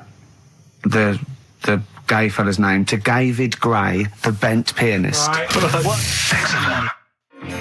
The Scientist, Coldplay on XFM 104.9 with me, Steve Merchant, Karl Pilkington, I'm Ricky Gervais, obviously. So Carl just getting a little bit frustrated there with Steve, having nothing to offer after being off for a week. Do you know what he calls you now behind your back? Oh, God, here we go. No, it's all right. He calls you the Professor because of a picture of you in My Media. Oh, right. What did you say? He said it. Did you approve it? I didn't actually know. No, you know what it is, don't you? It's, you know, when you take it from an angle, it sort of distorts one side, and they've taken a picture from a bigger picture, I think, and so it's, do you know what I mean? Like he's looking in a kettle, and he went, "What's going on there?" He said he looks like one of those professors of BBC Two schools programmes. Well, I take that as a compliment, considering what I call you behind your back. And I tell you now, it ain't the Professor. Although Carl's looking pretty good at the moment, aren't you? I'm surprised. Can I just say, I'm surprised that you got chosen for having clean nails at school to serve the biscuits. Because I always imagine you, when I look at you, I see you as a child. I see you as a grubby little child who's always out in the street I getting think dirty. Carl is quite hygienic because he's always got a nice little. Nowadays I do. Yeah, nice but little top on. not the boyhood Carl. I always imagine you being quite neglected. No, my clothes weren't always the best, and they were a bit warm, but they were always clean. Yeah. Is this a always country imagine that song your coming house- on? Are you Dolly Parton? I always imagine your house as having, and actually to be fair, I imagine your house has been very much the same, always stinking of chip fat. Yeah, also, my mum was always cleaning, so again, it was always sort of like clean. It was just, it smelled And of cigarette smoke, maybe? yes, it smelled of Dettol, pets, and cigarette smoke, and Such chip a fat. working class and smell, chip that. fat, yeah. That's a real working class, sort of smell and look and stench. Yeah. Are you talking about me now? Yeah. I mean, the interesting thing is that Carl's cleaned up his house. I clean. I have 2 baths. No, I know you're obsessed. It's I really love freakish. It's just being really bad clean. of me. I was in Waitrose earlier buying a sandwich. I got a bit of money now, Carl. I like to splash out on a sandwich. I like £2.50. You ever seen any of it? Benji's shop. He does go to Benji's. I'll tell you what. I love Benji's. We go for lunch, right? And if he looks in the restaurant and it's sort of like $6.50, he goes, "Rick, I'm not made of money." Yeah. He is. We have to go to Benji's. He gets 2 sandwiches that have to fill him up, right? Because they're a quid each or something. But I'm a big guy. I need a lot more food. I genuinely need more food than most people. I'm like a brontosaurus. It is. He's just grazing all day. So I can't afford to sort of splash out in Pret a Manger all the time with your fancy French sandwiches. I like to get a lot of bread for the money. I want a lot of bread. So I was in Waitrose and some guy came in behind me, and he was sort of, I don't think he was mentally doolally, but I think he'd been homeless for just too long, and he was really... What's just right amount of time to be homeless? Well, I think it was past you want to get out of that game early, don't you? He's past the point of no return, this guy. I think it was too late for him. I think there was no going back, really. 6 months, he was sort of walking at a bit of a weird angle. He walked like the Elephant Man, even though he wasn't deformed. It was probably like you were in the week. It was quite unpleasant. And he sort of came up to me and he went, and weirdly, he spoke a bit like I'm speaking now because of my throat. And I thought, if I speak to him back, is he going to think I'm taking the mick? So I kept quiet. And he went, all right, what's your name? And I said, Steve, and he shook my hand. He forcibly took my hand and shook it. But he had these cuts and bruises on his face. Oh, the open sores. Yeah, and he was shaking my hand, and I was just terrified. I was just thinking, get off my hand, let go of my hand. And thankfully... Did he have a bow round his neck? Well, he may as well have. I mean, seriously, and I caught the eye of a security guard. I had him thrown out. I'm all heart. This man does not have the funds to be shopping here. Please have him removed. This is part of the John Lewis partnership. And so they had him thrown out. And seriously, then I was just freaked out. I had to wash my hand as soon as I could. I couldn't imagine the kind of grime that was crawling across whether his kind of homeless ways. Are you still doing your social work? Or whenever I can, Rick. Yeah. Yeah. At least he used to give it to old people, biscuits. You'd have gone, I'm not going near them. Look at them gums. Wouldn't that have been grim? Would you have wanted that, though? Old kind of homeless people touching you? Well, no, I'm not Jesus Christ. No, I know. It's not on my list. I don't have a shopping list on. What do I need? I need some batteries from a Walkman. I need to be touched by some old people. See you later. Cheers. I was watching, the one thing I did watch all week was Columbo, which seems to be on constantly. I was watching Columbo, and I know you're a fan of Columbo, Rick. One of my favourite programmes of all time. Right. I was like, do you not think that All right. I just thought you were going to talk about it. Well, which one? What do you mean? They made about 90, and they're showing on about 4 channels in rotation. But it doesn't matter if I tell you who did it, because you'll find out in the first 5 minutes. Yeah, exactly. You find out in the first 2 minutes anyway. Let's be honest, if Robert Vaughan's the star, it's probably going to be him. Or Culp. Often Robert Culp. Yeah. Yeah, sometimes Patrick McGowan. But do you not think that Columbo looks like he smells? Would you imagine he smells a bit? He's a brilliant detective. Well, he's got that dog, and he smokes cigars, so I imagine he smells... I reckon he stinks. I reckon he doesn't clean his clothes enough. Oh, I think he has. I think he gets up and washes, but I think he puts on a crumpled old he's too absent-minded. I think he's too busy thinking on solving crimes and stuff. What do you think? Do you think his wife makes him clean his pants now and again? I think they're quite a bohemian couple. I'm not sure she's really interested in that. I think she's got her own mind. Maybe she's a painter or something. No, maybe she's losing it a bit, and he's a bit embarrassed by it. Yeah, that could be the truth. And she's probably incontinent, so while she's ironing his trousers, she just all over them, and he goes, oh God, she's shatting my pants again, I gotta wait a minute. Yeah. Yeah, so that's what... Oh, ding dong! Who's that? Who's this? Oh, hello! Oh, look, it's David Gray, the bent piano player. Oh! Alright. I thought it was going to be Columbo. That would be the joy. Ding dong. My wife loves you. No. Hello. Oh, I don't believe it. Look who's turned up, Carl. Do you want to do Rockbusters, Steve, now? Can we listen, with the whole Rockbusters thing, I don't want to be responsible for bringing it back.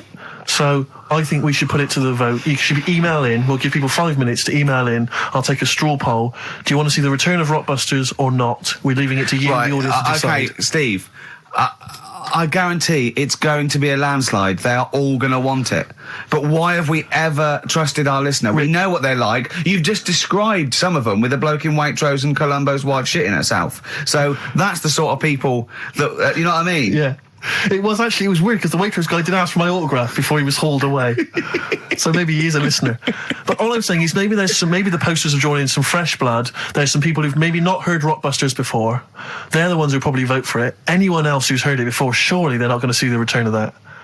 No one wants to see the return of that. What's the number? No, let's email only. We don't want to speak to these freaks. Ricky.gervais@xfm.co.uk. We don't want to speak to these freaks. We work with one of them. Yeah. God. Yeah. If you want to see the return of Rockbusters, vote yes. If not, no. Tone it down a bit. Let's not do 3. No, it's got to be 3, otherwise it's too easy. Oh. Ricky.gervais@xfm.co.uk. Right. Just choose the best one. Right. The Seeker from The Who. Brilliant. Classic rock. On XFM 104.9, I'm Ricky Gervais, with me Steve Merchant, Karl Pilkington. All right, well, unsurprisingly, the overwhelming consensus is that people would like to hear the return of Rockbusters. I should, however, point out just some of the no responses. Let me see what we've got here. Is Dickie Anderson called in yet? Sadly, nothing from Dickers. I think I might make him one of my hilarious sort of comedy characters. What do you think he would sound like? What would he sound like? It's sort of probably like that, I think. Ding dong. Hello. Hey, it's Dickie Anderson. I can't believe it. Your show's rubbish. Something like that? I mean, I think you should work on them perhaps before You're saying there's not a lot of substance to these I'm guys? just saying that, once the novelty of the doorbell has worn off... I don't think you understand comedy on radio, Steve. I'm not sure I do, to be honest. Listen to Noel Evans, listen to Moyles. You'll see you don't need to riff with it. It's just, you just do the doorbell and just say they're here. Right. That's all you need to do. Sure. So, that's the main thing. Well, so we've had a couple I'm of thinking of some responses. more characters as well. Well, keep working on those. Yeah. Marcus has emailed. He says no to Rockbusters. He hasn't heard it, but it sounds rubbish. Believe me, you couldn't be more right. Well, does The Office sound good as a title? All right. This is someone else. Don't bring back Rockbusters. Please, can we have more Holy Fook? You're not pronouncing it right, Steve. I know. I was just a bit edgy there. Holy fuck, the little Chinese fella. Holy fuck, the little funny Chinese fella. No, okay, all right. Well, otherwise, Carl, other than those few negative ones, most people want to see the return of Rockbusters. So, do I go on in. tell people what the prizes are? Let's go. Let's do it. Yeah. Are these the prizes? Yeah, they're the prizes. All right, let me have a look. We got the new album from Goldfrapp. What's this one here? Oh, I've no idea. The Yardbirds. A new album from the Yardbirds. On VHS, Coogan's Run, the show where different characters make an appearance each week, including, I think, Pauline and Paul Calf. Good stuff. Who the hell wants this? Meglos, a Tom Baker Doctor Who edition. And the only decent thing really in the collection, other than Coogan's Run, is the X-List, the double CD featuring lots of current indie favourites. So, not bad little selection there, Carl. Yeah, well, if you are new, you haven't heard it before, I'll sort of give a cryptic clue and then some initials. I'd say it isn't cryptic. It's like, what am I thinking that might or might not be the initials that I'm going to say. That's how you got to think, really. Yeah. But go on. Do you want to remind them of any that spring to mind? Just as a... Exploding Pet was Atomic Kitten, doesn't really work. What else? I fell down in a puddle in Texas. I got my legs wet. Knelt down in the puddle, got my legs wet. Wet Knee Houston doesn't work either. Whitney Houston. Jamaican swinging a fish round. D-trout spinners doesn't work in the slightest. Doesn't work in the slightest. That's how they work. So there's three of them. You email in. So here we go then. Number one, the gingerbread man has only got one leg. Right? The gingerbread man has only got one leg. Got the it. Initials there, LB. LB, right? Okay. Second one, these people from the East Midlands swear a lot. All right? These people from the East Midlands swear a lot. These people from the East Midlands swear a lot. The initials TTD. Right? And the third one, have a holiday in Italy. Right? So you've done three then? TB is the initials on that one. So quickly again, the first one, gingerbread man's only Yeah, I've got that leg. one as well. I've got that one. I got two. These people from the East Midlands swear a lot, TTD. And the third one, have a holiday in Italy, TB. Email in with what the songs are and you win that stuff. ricky.gervais@xfm.co.uk. Hang on, it's not the songs, it's the artists, isn't it? Yeah, just Oh yeah, like he said that. Yeah. Yeah. Okay, fine. Email only, please, ricky.gervais@xfm.co.uk. So we got that going. Yeah, looking forward to the answers on that. Bit of feeder would be good, wouldn't it? All right. I love this music. Forget about tomorrow. Feeder on XFM 104.9. We've had a response from Dickie Anderson. Dickie Anderson, our number one fan, although not a man who's, he's not afraid to criticise constructively.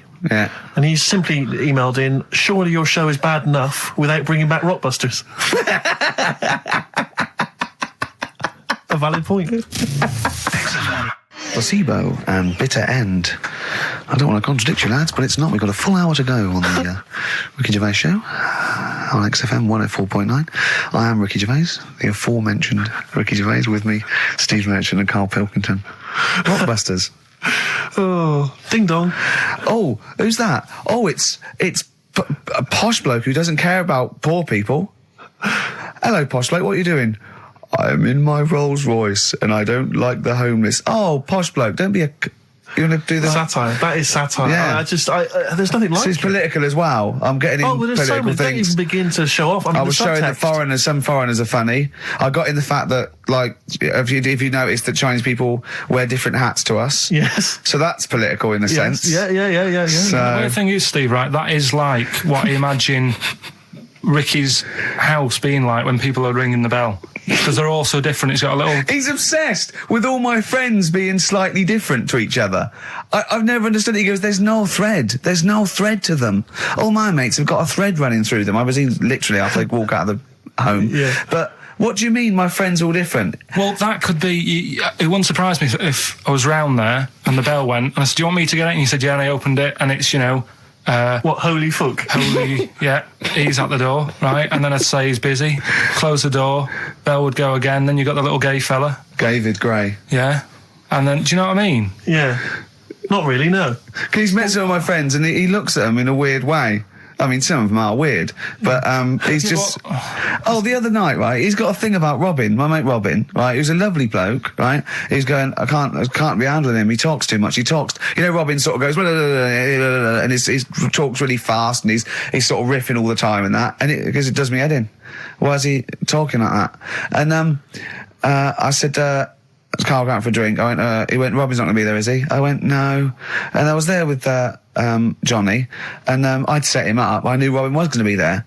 Robin comes in, sits down and goes, hi. I go, all right. Carl goes, I'm going. And Robin sort of looks at him. I went, oh, don't be stupid. He went, no. And this is in front of Robin, who's confused. Carl goes, points at him, he goes, I said, was he going to be here? I don't like him. And Robin just... it was unbelievable. It was unbelievable. Appalling. It was unbelievable, Steve. And Robin sort of looked like really genuinely sort of upset. He goes, well, shall I go? I went, no, don't. And Johnny went, oh, Carl, he's a lovely bloke, right? And Carl went, well, no, I'm less annoyed at Robin now, who's done nothing. No, of course. Than you.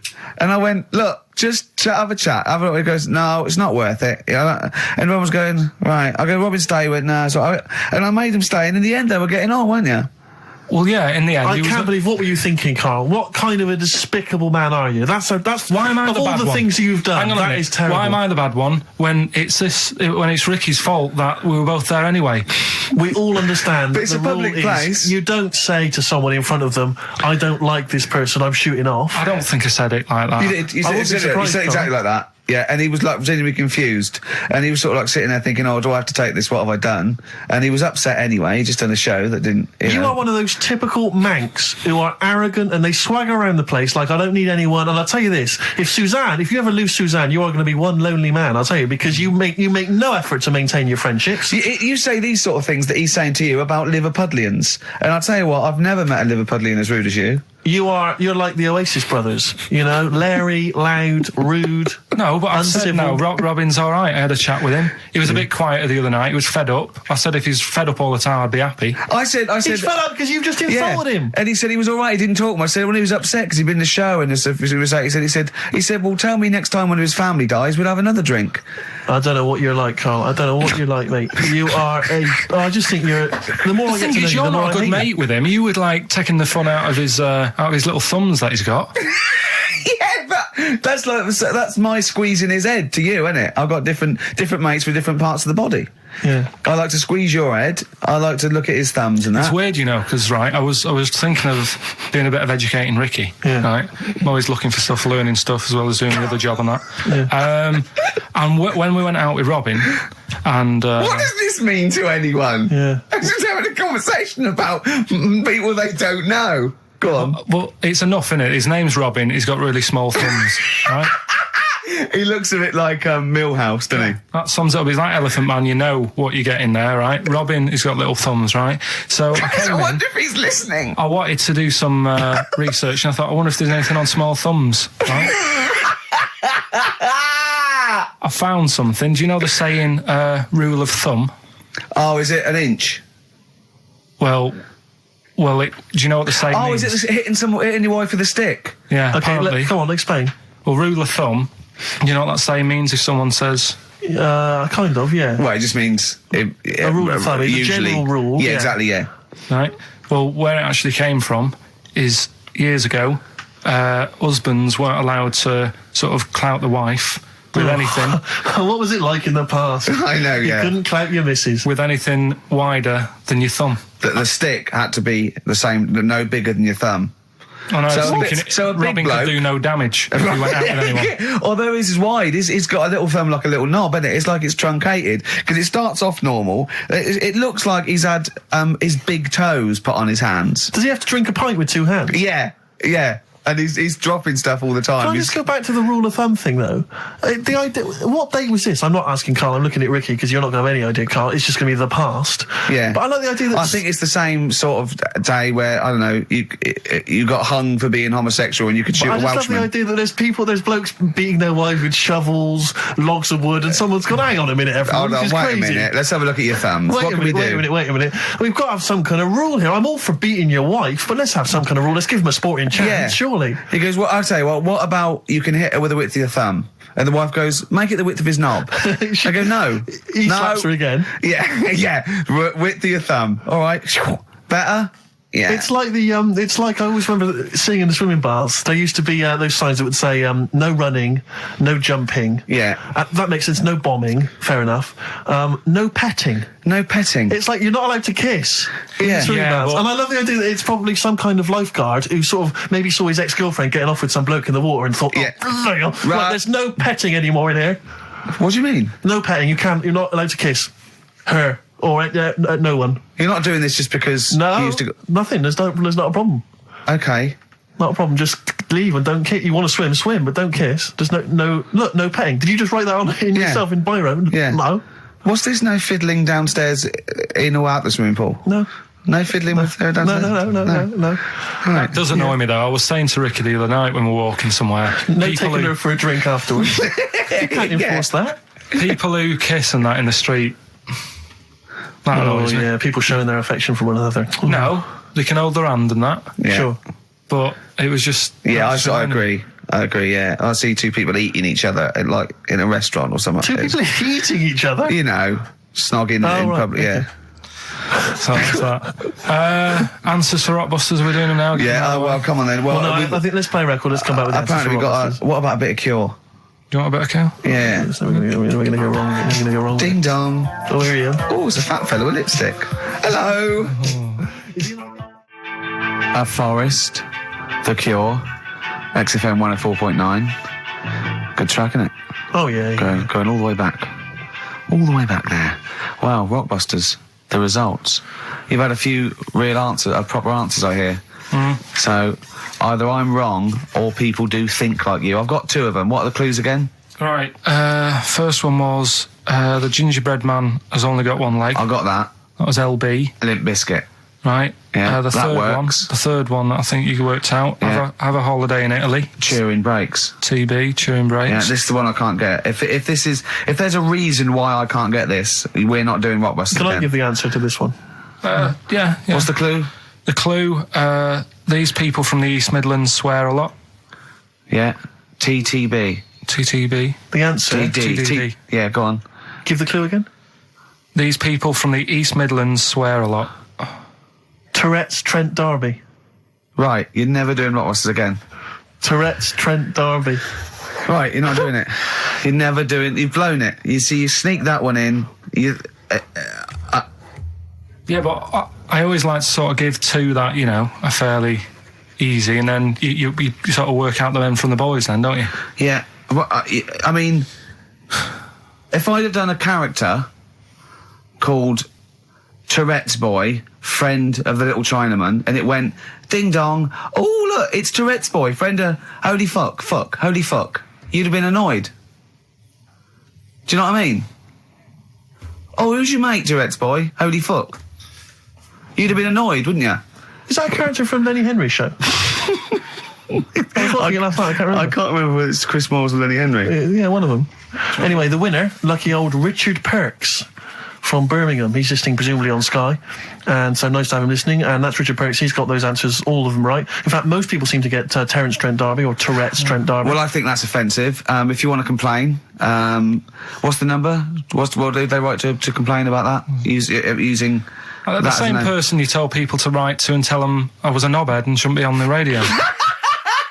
last week when I was away. Did anyone do it? I think a few went through. Did you listen to the show? I listened back to the recording of it. Did you get any emails before you listened to the show? Yeah, when I got in. Did it upset you? What sort of things was it? Just stuff, I can't remember. Just it was weird because there was like a few of them in a row, and I just thought, what's happened here? Yeah. And because we said that, because you weren't here. So what did you say? I just said phone in. We had a couple of genuine emails that liked the show, didn't they? Yeah. And I said phone in and leave messages or email Andrew Phillips and Karl Pilkington and just say the show was great. The show was brilliant without him. But they went a bit too far, did they? What did they say then? Oh, I can't remember. I mean, it doesn't bother me because I'm not bothered what people say, am I? No. Do you know what I mean? No, you don't care what you say to people either. Poor little Robin, he looked crushed. Whatever. Whatever. Well, it doesn't matter because he's doing well at what he does. He couldn't even hitchhike home because they wouldn't stop because his thumbs didn't show up. He couldn't. He was waiting there for ages by the side of the road. Do you know the difficulty he has buying gloves? It's murder for him. He wears little oven gloves. Yeah. From like Wendy houses. He has to wear Barbie oven gloves. Yeah. Oh. Right, so so the winner there, Richard Perks in Birmingham, if you could just email him with your address. There was another winner, wasn't there? What was his name? Actually, there was one person who got all the right answers, and there was almost a winner, but his name was Peter Kay. And I like Peter Kay just coming second, so we gave it to Richard Perks. Yeah. Peter Kay. Never gonna win. Play a record. Radiohead. There. XFM 104.9. With Gervais, Stephen Mitchell and Karl Pilkington. Right, Rockbusters. Well, you shot yourself in the foot with that. So, Tourette's Trent D'Arby. Amazing. I mean, what did you think of first? His name and what words you could put in there? I normally sort of just go through a Guinness Book of Hit singles and go, right, who can I do? All right. You're giving away a lot of. I mean, that you're an enigma, Karl. I wouldn't give away your workings. I mean, because then everyone will be able to do it. And what you've got now is a gift that people can't really tap into. Do you know what I mean? See, that's what Lenny Henry and Chris Moyles' mistake. See, I've sort of worked out how they do their comedy, and I'm doing it now. Sure. Do you see what I mean? Now that, I'm doing it. I think the only way that people would start to be able to replicate a lot of what Karl does is if maybe they had a severe blow to their head, or they were diving and they came up to the surface too quickly. Ding dong. Oh, I'd like a severe blow. Oh, get lost, David. Oh, let's have some adverts, quick. Steely Dan, reeling in the gears. Sorry about that. Look, he's going to put on his little duffel coat. Yeah. Well, not very well. You look like someone that walks around Forbidden Planet. Don't say that, that's the ultimate insult. You can say I look like something that you'd buy in Forbidden Planet, but not someone that goes shopping in there. Please. The Professor. Oh, the Professor. Oh, brilliant. Oh, talking about weird-looking heads and stuff. Go on. We're doing that cartoon on the internet at the moment, that little cartoon I did of Karl. And the bid's up to 200... sorry, that doesn't make any sense to people that don't know what you're talking about. Oh, I did a little cartoon of Karl. And because he doesn't like his picture in the paper, when people request a picture of us, he started sending that off, and it's in Heat, and it's going to be in Jack, and they put it on the internet, and they're bidding for it, aren't they? Yeah, it's at £200. That's ridiculous, isn't crazy. it? That's so crazy. what I thought was, we've got to frame it, Karl. We've got to put the copy of Heat in or something. You'll have to the winning show, the show that they win on. You'll have to do a copy of that. So you know what I mean? They get something for their money. I think I'm mildly embarrassed. So it's for good cause and everything. But didn't someone say 250 if they can come in and watch the show? Yeah. We can't do that. We don't allow people. But what I thought was, what about the winner gets to come in and squeeze your head? So they get in for just 2 minutes. We present them with it. No, Yeah. No. What do you mean no? I'm not having strangers charity. coming in squeezing my head. What? You think it's for charity? It's for charity, Karl. Come on, mate. What are you like? I don't care. I'm not doing that. They're I not think gonna- even an ill person would say, no, it's all right, I'm not that ill. What do you mean? You don't have to have your head squoze for us. Squoze. Squoze. You don't have to have your head squoze. All right, let's move on. Karl, So how do they bid then? How will they know they won? xfm.co.uk/Ricky. You can see the picture on there. If you're interested, if you think it's worth more than 200 and you got some money, then you send an email in saying I'll give you, 220 quid or something. But are you not going to let them squeeze your head? So we get someone here, the art department here. We'll frame it up. I'll put a little note of like authenticity. Yeah, Brilliant. A picture of us. Can I have a real picture of you? A little Imagine behind the David scenes. Dickinson examining that in a couple of years' time. This is as cheap as chips. You can sue him then, because he ripped off your phrase a little bit, didn't he? You've been done here, mate. You have more money than sense. 220 I'll quid. tell you what, have we got monkey news today? We might not get to it, mate. We are running out of time. No, we're doing it. What do you mean, we're doing it? It's... The show isn't complete without it. I'd rather drop adverts and stuff. Well, I'd rather drop adverts. No, we're doing monkey news. Do you want it? Rick, my concern is that if you put monkey news on the subs bench, it's going to be like David Beckham. Yeah. He can have his eye wandering to other radio stations. Yeah. And look what he's doing. Yeah, he might be leaving off to Real Madrid. I might take monkey news off to Radio 2 or something. Yeah. Right? So don't believe in monkey news. I imagine if they're listening now, they're probably going to call you and go, Karl, were you serious about bringing monkey news to Radio 2? Because the check's open. Well, do you want a bit now, or what we're doing? Well, no, I wanted you to tell Steve about your holiday, because you told me in the week. Go on. Steve, I mean, bad idea. I had a feeling anyway about going away with, like, Suzanne's mum and dad, because I've never been into sort of family holidays anyway, right? Even when you see it, whenever I've been on holiday and you see, like, families on planes and that, and they're all having a laugh and a joke, loving it, and then on the plane going back, you can see that they've gone off into groups, and, like, you know, the dad isn't talking to the daughter and all that business. So I thought, asking for trouble, but, you know, I do everything once. Do you know what I mean? Boxing, dancing, going on holiday with parents and that. Yeah. Give it a go, see how it goes, right? So not your A-levels, but fair enough. It started off. It started off bad, didn't it? Because last week I told you that. You know, our dad called us up and said, you know, I want to take some tea bags with us to Madeira. Yeah. What's the best way of packing them? Yeah. Right, so I knew there was going to be problems like that, because the thing with Suzanne's family, right, they like having a routine. They know what they're doing every day. They know what they're having for tea every day. It's the same thing every week and stuff like that. Yeah. So I thought this is going to be interesting, this, because they can't do what they normally do. Sure. Right? I love it. I love you treating it like an experiment. Yeah. Right? Just watching them all the time. So the first problem was they'd never flown before. So I was winding them up a bit. Saying, it's murder. It's really horrible. You know, plane goes all over the place.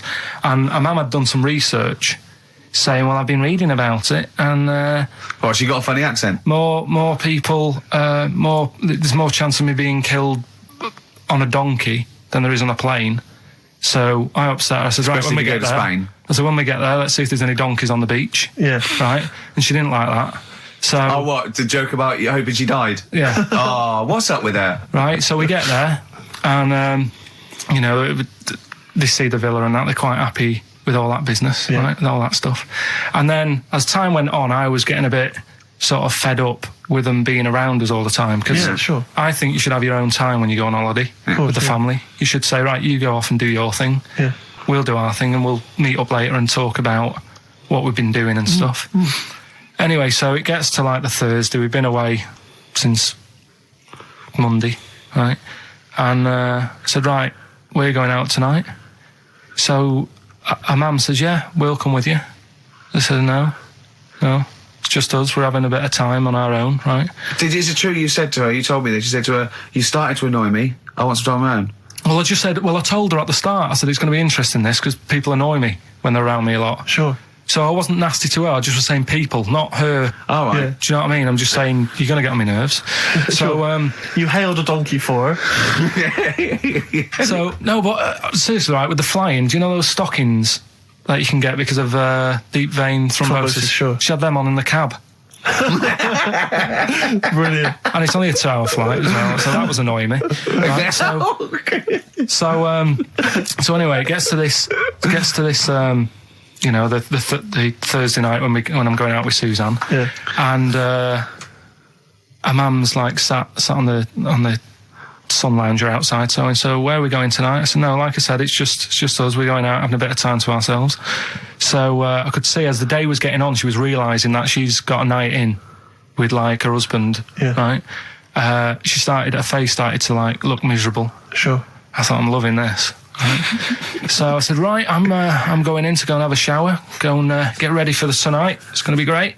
And winding them up, wind them up because they can't come, because he said they can't. Right, so I go upstairs, have a shower and that. I come down, and a mum's smiling. Oh, hang on. So I'm thinking, hang on a minute, what's gone on here?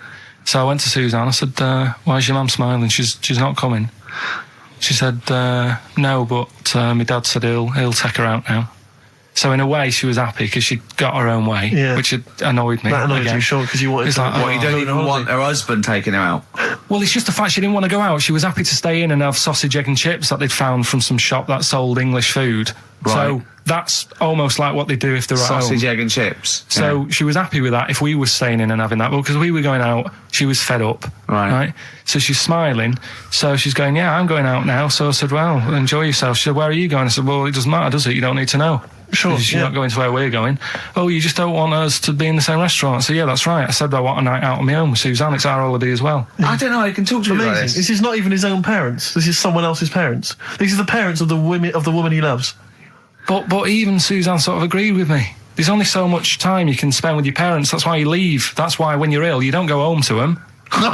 Yeah? Sure. Yeah.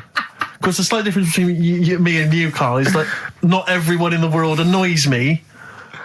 Well, not everyone does. Just... I can see what... I felt a bit guilty that week when he said I was annoying him, but I realise it's not my fault now. No, everyone annoys him. Yeah.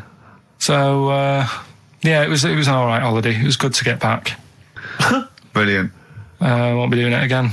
So. No. And what now would you say is your relationship with Suzanne's parents? Is it a frosty one? No, I just think they know that I don't like to put up with them for a long time. Yeah. I mean, when we were packing, a man was upset because, like, she really liked the place where we were staying, right? Because it was quite a big villa, because there was a few of us. There was a brother as well with us, right? Yeah. So, our mum said, "Oh, I love it here."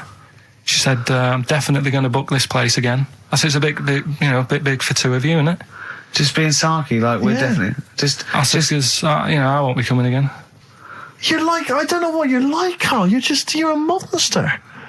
You're an absolute monster. You wouldn't speak with the girls. I says, I speak as a find. I says, and jibbered what the wibble. Yeah. And never the werewolf slept. You're like a middle-aged man. You're like an old man. You're like an old man and you're what, 30?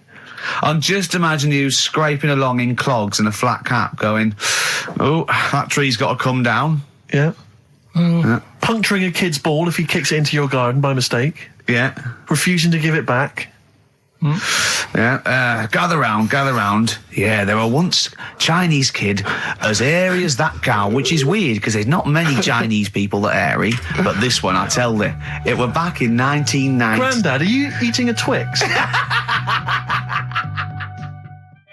Well, that's you too, with or without you, but we've got to cut it a little bit short because we're actually running out of time. It's so jam-packed, this show.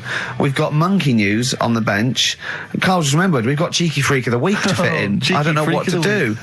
What's your Cheeky Freak of the Week, quickly? Just throw that away. Right, well, it's just like, we look at Cheeky Freaks. Is this show offensive in any way to some people, do you think? Ding dong.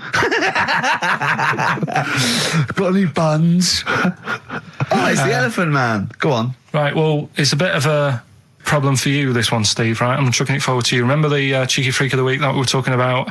That illness where people age quicker? The 5-year-old girl that was older than her mum, and he said to you, what, if you ran off like you wouldn't serve her fags and beer? And you went, no. He went, why not? And you went, because it's a 5-year-old. Yeah. Right? He went, oh, she's got enough problems. Give her some fags.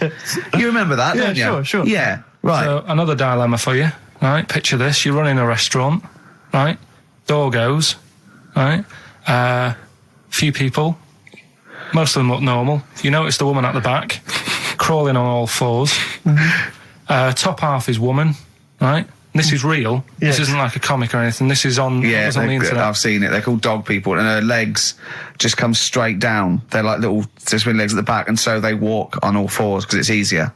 Dog people, right? Yeah, not dog people. They're human beings with deformed back legs, so they walk. It's easier for them to get around like that because they can't stand up because they can't stabilise, and also it comes straight out of their hips. Right. So you're running a restaurant. It's a busy night. You haven't really got time for any hassle. She comes in. Would you serve her? The premise being what? That he doesn't serve dogs? Because the restaurants don't allow animals in. Right. So it's a dilemma. It's not a dilemma. Right. She's not a dog. She's a human being. Yeah, I put a plate of meatballs on the floor, and she tucks in. And a little glass of, a little bowl of wine next to it. He turns round, there's the woman older than... Get away from that plant!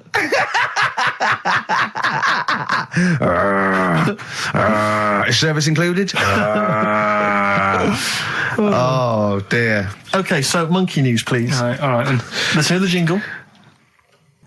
Oh, chimpanzee that monkey news. Right. Now, before and again. Go on.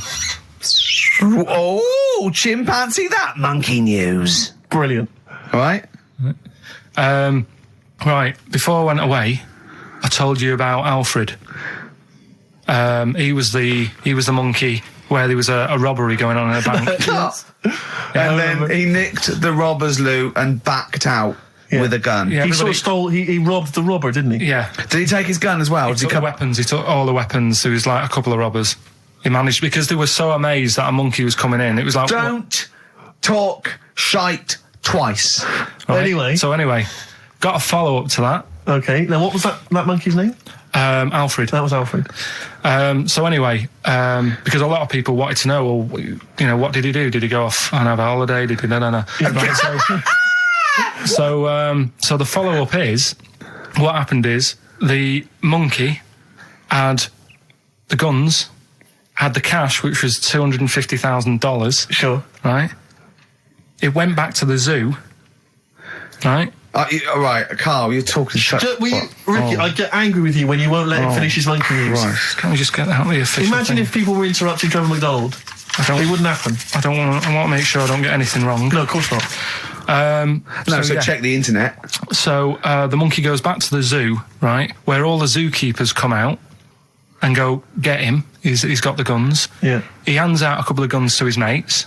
What? His monkey mates? His monkey mates, so they've all got a couple of guns each. Oh, Karl, Steve, I can't, mate. I cannot stand it. Honestly, I want to scream. Please, I really get annoyed with you. They tried to do him a deal. They said, how about if... I'm going. Tell him that. I'm not going. No, I can't. Step out for a moment. Okay, we'll just do it. Look, don't listen. Step out and I'll paraphrase what I hear for you when you come back in. Step out. Now, please, I need to hear the end of this. This is monkey news. This is important stuff. Right, Ricky now has left the room. He cannot bear to hear, which is surprising to me. Right, so anyway, they've got the money, and they say to the zookeepers, how about we give you some cash? Yes. And they go... Oh. Sorry, hang on. Sorry, the zookeeper said that to the monkeys? Yeah. Right.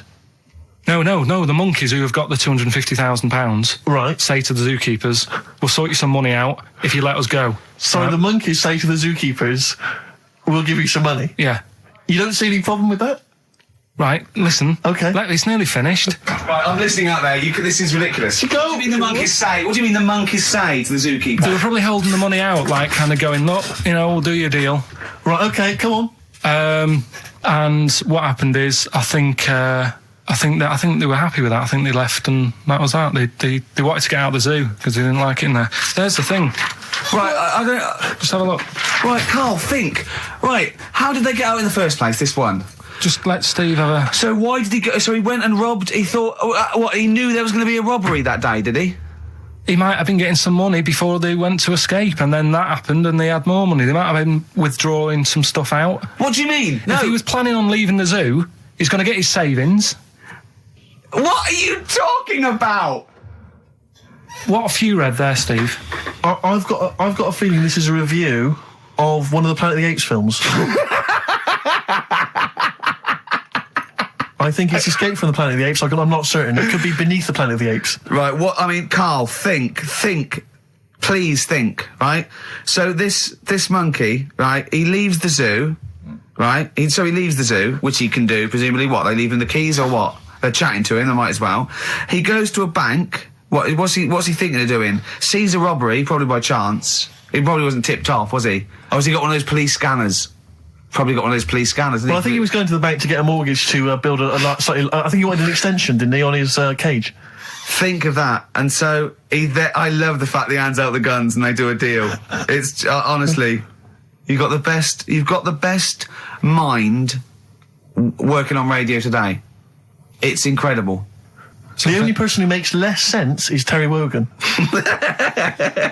Anyway. He goes up and down, doesn't he? I can't understand his sentences, because I don't know... No, it's like free-form poetry. Yes, I don't know whether it's the end of a sentence, in the middle, or a new one. Yeah. Yeah. But let's have the jingle again, a record, and then we'll probably have to wrap up the show, I imagine. That was, chimpanzee that monkey news. Well, Mr. Stipe, I am not Kenneth, but I can tell you the frequency was 104.9. See you next week. I'm Ricky Gervais, with me Steve Merchant and Karl Pilkington. Do you think that when Marconi invented radio, this was what he had in mind for it? Yeah, 2 hours of absolute... See you later.